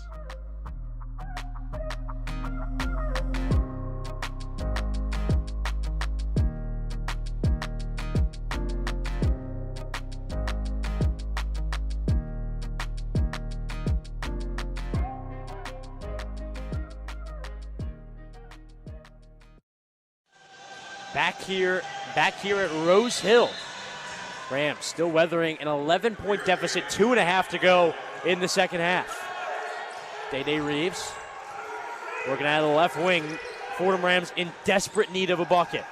Reeves pass to Green. Green out of the right wing. Pass inside to Whitbourne, poked away. Hill has it, up ahead. Troutman tried to go up for the shot. Marcus Green with a hard foul on him as he tried to get up to the rim. That's going to be a foul on Green. It'll send Troutman to the line for 2. Forced Troutman to jump over the stanchion with the red-maroon cable. Meant to block fence running onto the court. Yeah. So a little bit extra work needed to get to the free throw line. Yeah.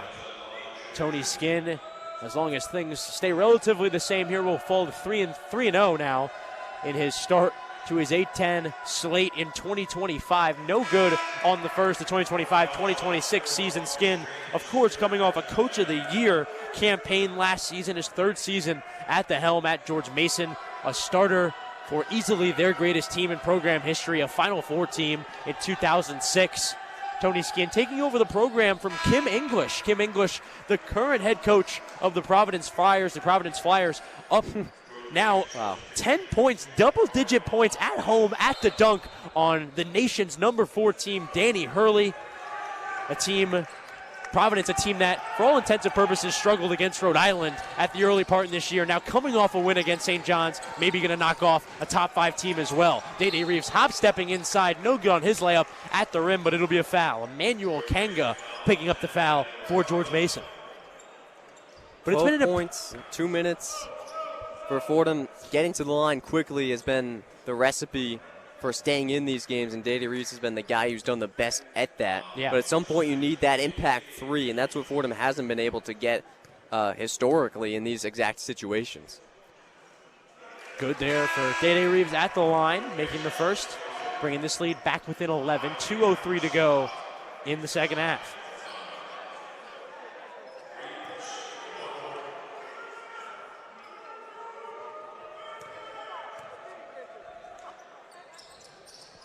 Good on the second. Day Reeves slightly improving that free throw average tonight. Now 2 for 4 at the line. 11 points, 5 assists, and 3 rebounds. Some substitutions being made by Coach McPio and his group as well. Jack Whitbourne coming off the floor. That in favor of Louis Lesmond.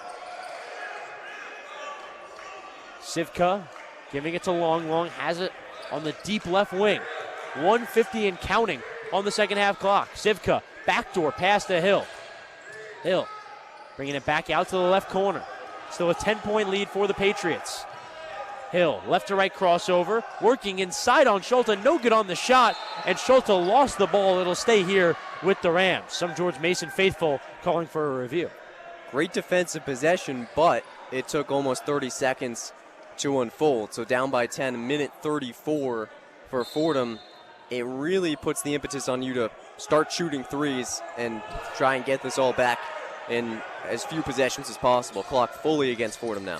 Fordham shooting 6 for 21 from the three-point line today. Day Reeves pivoting, spinning, and finishing at the rim, plus the foul. Day Reeves injecting some life into this Fordham squad. Now just trailing by 8 with a chance to make it 7. 1:23 to go in the second half. It's the kind of wherewithal for Reeves that you wish he could push onto the rest of this team. The willingness to draw fouls in these moments, knowing, hey, worst thing happens, I miss this, I go to the line, I get 2 shots. Best thing, it's a 3-point play with us. Without us as a 30% team from the 3-point line having to actually take a 3.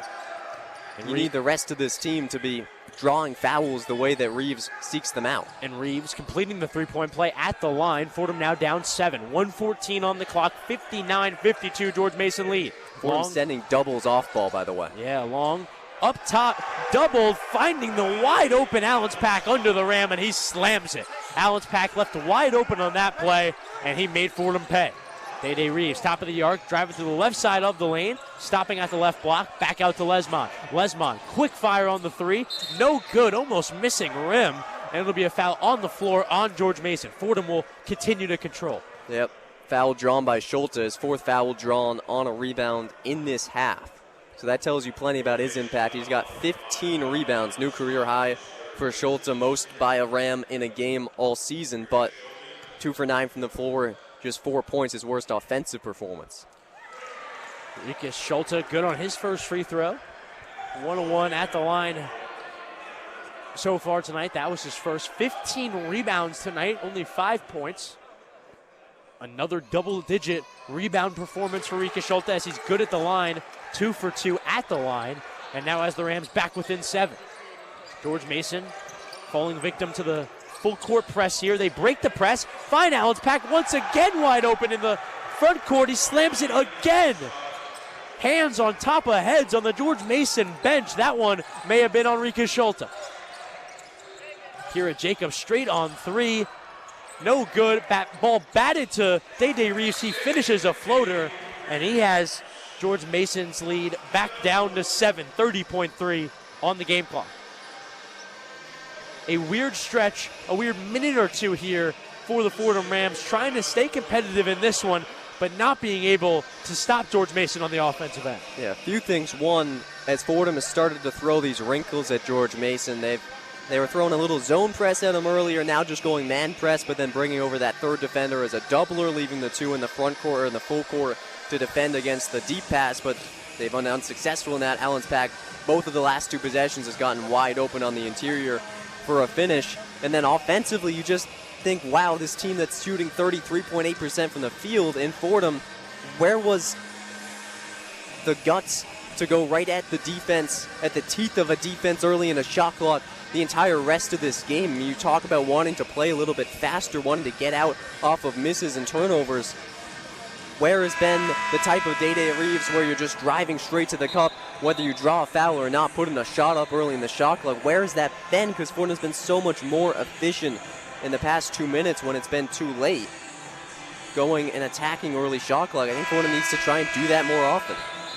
Coming into this one, Joe, we thought George Mason may overlook Fordham. They have a rematch of their A-10 championship game from last March on Saturday afternoon as they go to play VCU. That'll be a home game for George Mason. George Mason has had a lot of success against VCU at home in their history. That's a major game for George Mason, and this midweek game we thought may get overlooked. It might have gotten overlooked in the first half with George Mason only putting up 23 first half points, but George Mason has gotten it together in the second half would almost be an understatement. They have really gotten it together here in this last 12 minutes or so. Yeah, very, very similar to Richmond in that manner. Yeah, this score almost working out to look exactly the same from a deficit perspective. That foul made in the front court by Fordham. George Mason now falling into the foul game. 20.9 on the game clock. George Mason with a 63-56 lead. George Mason going to be 3-0 now in the Atlantic 10, getting to 15-1 on the year. Their only loss on the year coming to Virginia Tech. They have KenPom top 150 wins against Ohio, the likes of Florida Atlantic. It has not been the easiest off or non-conference schedule for George Mason, even though it has been slightly lighter, as the first free throw for Hill is good. For Fordham, you get a little deja vu because you held Richmond to 33 points and then they had this explosion, 50-point second half, and same thing George Mason, 28 points first half, or 23 points first half, 41, make it 42 on the made free throw second half. I mean, nearly doubling themselves up in a half of play. It's just, for Fordham, shorthanded, you get it. The fatigue, I imagine, plays a role as well, but finding a way to congeal 40 minutes of hard-nosed defense. Fordham down 9, 20 seconds to go. They're going to race quickly into the front court. Price, a quick three is good from straight on. They call it a long two. Yeah, it'll be a long 2, foot on the line, and Long will get fouled in the backcourt. More fouling from the Fordham Rams. 14.4 on the game clock. Still a 7-point deficit for the Rams. 65-58. This does allow us to call it the Kingston Price game, though. It feels New career that high, 9 points. Not double digits. Not a 3 there. Would have been a 3 at his toe on the line, which, I mean, this game's effectively over, but every point matters here. A KD Game 7 level of frustration behind that one.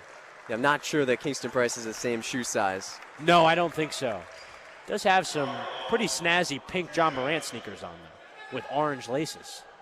Guess he runs on Duncan. First free throw is good for Long.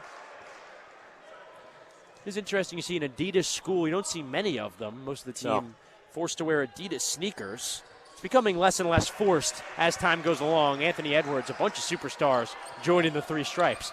13 seconds after the made free throw, it's a 9-point lead for George Mason. Marcus Green, right wing three, no good off front rim, and that'll be it. George Mason will dribble it out. The Fordham Rams, after a valiant effort in the first half, let things fall apart in the second half, and they fall 67-58 to the George Mason Patriots. It was a valiant effort in the first half, as I said, from the Rams, but George Mason doing what good teams do in the second half and getting it together, coming in and really dominating down the stretch. And for this Fordham team, it's like putting together a jigsaw puzzle, but you already have 4 key pieces missing in the 4 players that would be playing big-time minutes that are out in this game. And despite that, you're trying to put together this puzzle on the fly, a team assembled on short notice. First go around in A-10s for Mike McPile and his team. And every single game, it's been some of the pieces you've found and you've fit in place right away in the first half, and other pieces just haven't come together. Maybe they fell off the corner of the table and scooted under the couch, and you're looking for them, you can't find them. In this game, the rebounding was good as always. You have the advantage, 41-34 in that category. You lead in offensive rebounds 19-6, but you don't convert off the offensive rebounds. And while you have great performances from someone like Kingston Price, like Marcus Green, you don't get the efficient scoring from Dade Reeves that you've been getting. So for Fordham, as they try to put together this puzzle and get this first A-10 win, it's going to be a matter of finding 40 minutes where all the pieces come together. And joining us now, assistant coach of the Fordham Rams and former UNC Tar Heel, Derek Phelps. Coach, coming into this one, a really great, especially from a momentum perspective, great first half for you guys. It seemed to fall apart defensively in that second half. What went wrong down the stretch for you guys, letting George Mason come back into this one? I think the biggest thing, Riley Allen Patch got going. A lot of points in the paint, which, we knew when he gets it down there, he's very highly efficient. And just too many easy baskets. It got them going, got their energy going. So then once that started to go, everything else kind of opened up for them. Yeah, and it was your scout today. I'm sure focus number one was stopping Corey Mintz. He only had 10 points, 4 of 10 shooting. That's his third lowest scoring output of the season. He was 0 for 4 from 3. 1, you felt like the defense on him was as you expected, and 2, how did him being a focal point affect your team's ability to defend guys like Allen Pack and the rest of these role guys? Well, we know Mincy was our first priority, but Allen Patch was our second priority. So he definitely got going. So I think the biggest thing we was trying to do is not to let them score on the inside, which they pretty much did and hurt us in the second half. And they only scored, 1 3-point shot the whole game, 1 for 11. Yeah. But we said they were going to be an inside threat, and they still scored on the inside, and that was our focal point. And, Coach, now a third tightly and contested loss in the Atlantic 10. As Coach says, turning it to the left column. How do you get some of these games in the left column being so tight and contested as they are? Number one, we got to get healthy. I think that's the biggest thing. We got a few guys playing a lot of minutes, especially Day. He got to play a lot of big minutes for us and stuff like that. Rikas play a lot of minutes. And, we got to figure a way, because we got a lot of bigs that we play, that we got to find a way guarding these quicker teams and know how to utilize and, stop them from scoring in certain areas. But we also got to get better offensively. We do go on big droughts and not scoring, and it kind of hurts us playing defense sometimes. And if you're not scoring, continue to stop guys, get to a certain point, it's hard to do. Yeah. And how do you evaluate that inconsistency on offense? Not just game to game where you have, Day Reeves has this uber efficient stretch, but then struggled today. But even within the game where you had that spurt with Price and O'Toole in the game first half, but then you had those last few minutes when you couldn't compound upon that and expand the lead. These periods where the offense goes dry, in so many words, what do you attribute that to? Just a combination. You got guys playing different positions, and offensively they don't know those positions offensively, and so it's kind of hard to try to put in place in 2-day prep to figure it out. So, but still got to make shots too. We do get some open looks. It's not going in. So when you get those open looks, if they go down, it's a different story. Mm-hmm. And I think then our defense will step up. So, but like I say, sometimes, but you guarding well and doing everything, how long can you hold it for?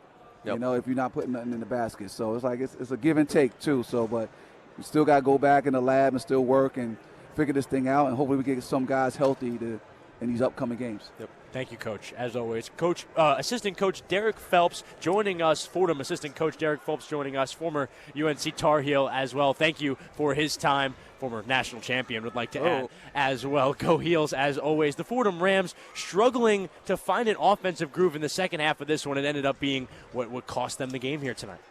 No doubt. 23 for 67, grown 34.3% from the field, 6 of 23 from 3. Yet another game where Fordham takes more than 23-point tries but is unable to shoot better than 30%. And as Phelps said, a lot of it is being shorthanded, guys playing positions they're not used to. I think he's specifically referring to Louis Lesmond having to play the 2. That's just not a role he's used to, but other guys, Marcus Green sometimes slides to the 3. Sometimes Akira Jacobs slides down from the 4 to the 3.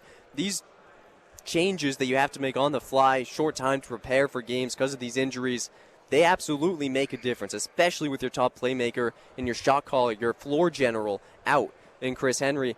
But to a certain extent, for this Fordham team, as Phelps said, sometimes you get these open looks, these open threes, or these great looks at putbacks off of offensive rebounds.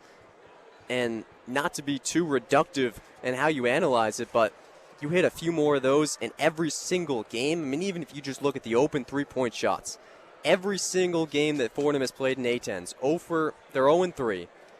If they make 3 more threes in each of those games, they won. 5 for 34, 6 for 26, 6 for 21, or something like that. Or I think 6 for 21 in both of these last two. 6 for 21 against Richmond, 6 for 23 against GMU today. Not to bog everyone down with the numbers too much, but to be as simple as possible, if Fordham hits 3 more threes in all 3 of these games, they are 3-0, or at least they're going to overtime against the Patriots today. Joe, it's been that close so far in the early stages of Fordham's 2025-2026 A-10 slate. We'll see if Coach Magpaio's first conference A-10 slate will continue and have some success. He's been so close so far. Now 3 tightly contested losing affairs for the Fordham Rams. Fordham Rams lose this one on a Wednesday evening at home at the Rose Hill Gym, 67-58. It was a valiant performance in the second half for George Mason, and they get it done. They move to 3-0 in the A-10 and 15-1 on the year. The Fordham Rams will be back in action Saturday, a rematch for George Mason with VCU, a A-10 championship rematch Saturday, and the Fordham Rams are also back in action Saturday. That one's at noon at St. Bonaventure. Joe Henry going to Wojeville. Going to Wojeville, I saw Woj in the flesh last year at the Men's Basketball Hall of Fame Showcase where we played Bryan at Mohegan Sun Arena. And I was graced by his presence, but I've not been graced by perhaps the handshake of the Woj. Not to get too excited as I look towards Saturday here, an opportunity not just to meet Woj, but for Fordham to get its first A-10 win. Absolutely, an exciting one set up for Saturday. The Fordham Rams lose 67-58 over the George Mason Patriots here at home. For me, Chris Carrino, I want to thank my partner, Joe Henry, of course, our sports director, Bobby Chaffardini, and we're going to send it back to the Rose Hill Studios for a post-game report with Anthony Smith and Grace McCarron. Take it away, guys. The one-on-one post-game report. Welcome back to the Rose Hill Studios here in the Bronx, and we have some tough news for the Fordham fans out there. Fordham takes the loss here against George Mason, who now sit at 15-1. The final score there, 67-58 in favor of the Patriots. Obviously, Fordham leading at the half by 5 points, and then George Mason just went off in the second half, putting up 44 points to Fordham's 30. Kind of a heartbreaker here. Looks like Fordham might pull off the upset there at the half. I'm joined by Anthony Smith here. Anthony, what did you see in the second half of this game? What changed for Fordham? A little bit of deja vu, kind of seen it throughout these past couple games in the A-10 for Fordham. I mean, getting significantly outscored in that second half, 44-30. The field goal percentage significantly worse than what George Mason was, 47% compared to 34%. And with this Fordham team, I mean, had a lot of offensive rebounds, out-rebounded them on the offensive glass 19-6, but just not that many second-chance points, only 10 compared to George Mason's 7. So really just the wheels started to fall off a little bit in that second half of the Fordham offense. Absolutely. We had assistant coach Derek Phelps with Chris and Joe at the end there. He credited Riley Allenspatch for GMU, led the team with 18 points today, helping their comeback, which pretty valiant, and as you said, Fordham kind of let the wheels fall off there. Might have taken a lot out of them in that first half to even lead them by 5 points. Again, this team in George Mason is now 15-1. They're 3-0 in conference play. Fordham still looking for their first A-10 win. They dropped to 0-3, but we talked about it a little at the half, and the guys talked about it during the game as well. This is 3 tightly contested A-10 matchups that the Rams have played so far. So how are you feeling right now about their conference standing? Are we feeling, this is 3 pretty tough defeats in a row, or are we optimistic by the fact that these were close games against these tough teams? I'm slightly optimistic for this Fordham team. I mean, really good teams. You had George Mason playing the A-10 championship last year, obviously. Dayton and Richmond, both really good teams as well. I mean, this A-10 conference is full of such competitive teams. I'm still pretty optimistic that the Fordham Rams could get the job done eventually in some of these A-10 games going down the road. As Joe mentioned, like, you just add 9 more points or the 3 more made threes to this Fordham team scoring-wise, and they're going to overtime or they're either winning the game. So just a couple more shots that go their way, maybe a couple more baskets that they choose to try and shoot smarter maybe a little bit in a sense instead of trying to attempt those threes. I mean, I look at it here. I mean, 6 for 23 on the three-pointer. A lot of threes taken from this Fordham team. George Mason only took 11, only making 1, but that really goes to show how tough of a squad this George Mason team was. Compared the bench points, 27-12, really big margin right there from this George Mason squad. Yeah, Coach Phelps talked a little bit about that as well, how they've faced maybe a little bit of bad luck here. Obviously, shots not going in, and they've dealt with injuries. They've had to make a lot of adjustments to their lineup. We talked a little bit at the half about how they've had to give so many guys that maybe we wouldn't normally see getting so much time. They've had to step up, take on new roles, move around on the court a little bit. Do you think it's tough for this team to adjust here? How do you think this might also be a factor on Saturday against St. Bonaventure? I think, yeah, definitely just a little bit tough for this Fordham team, kind of evaluating this squad, because you haven't really seen some of these players that are coming off the bench. But I think as it keeps going, it's going to get better for this team. So maybe St. Bonaventure, I mean, they struggle just a little bit, but this St. Bonaventure team also enters 0-3 in A10 conference play. So it's really just even between these two teams on Saturday. So hopefully this Fordham team starts to realize the kind of talent they have on this roster, and these players that aren't playing as much start to get more comfortable. Absolutely. Well, as we mentioned, the next Fordham Rams game will be Saturday at noon. Visiting the St. Bonaventure Bonnies, Wojeville, as Chris and Joe called it. What's going to be the key for Fordham against that game, again, as they seek their first conference win of the season? I mean, it's hard to not say just play the full game 40 minutes. We mentioned halftime. I mentioned a little bit pre-game to you.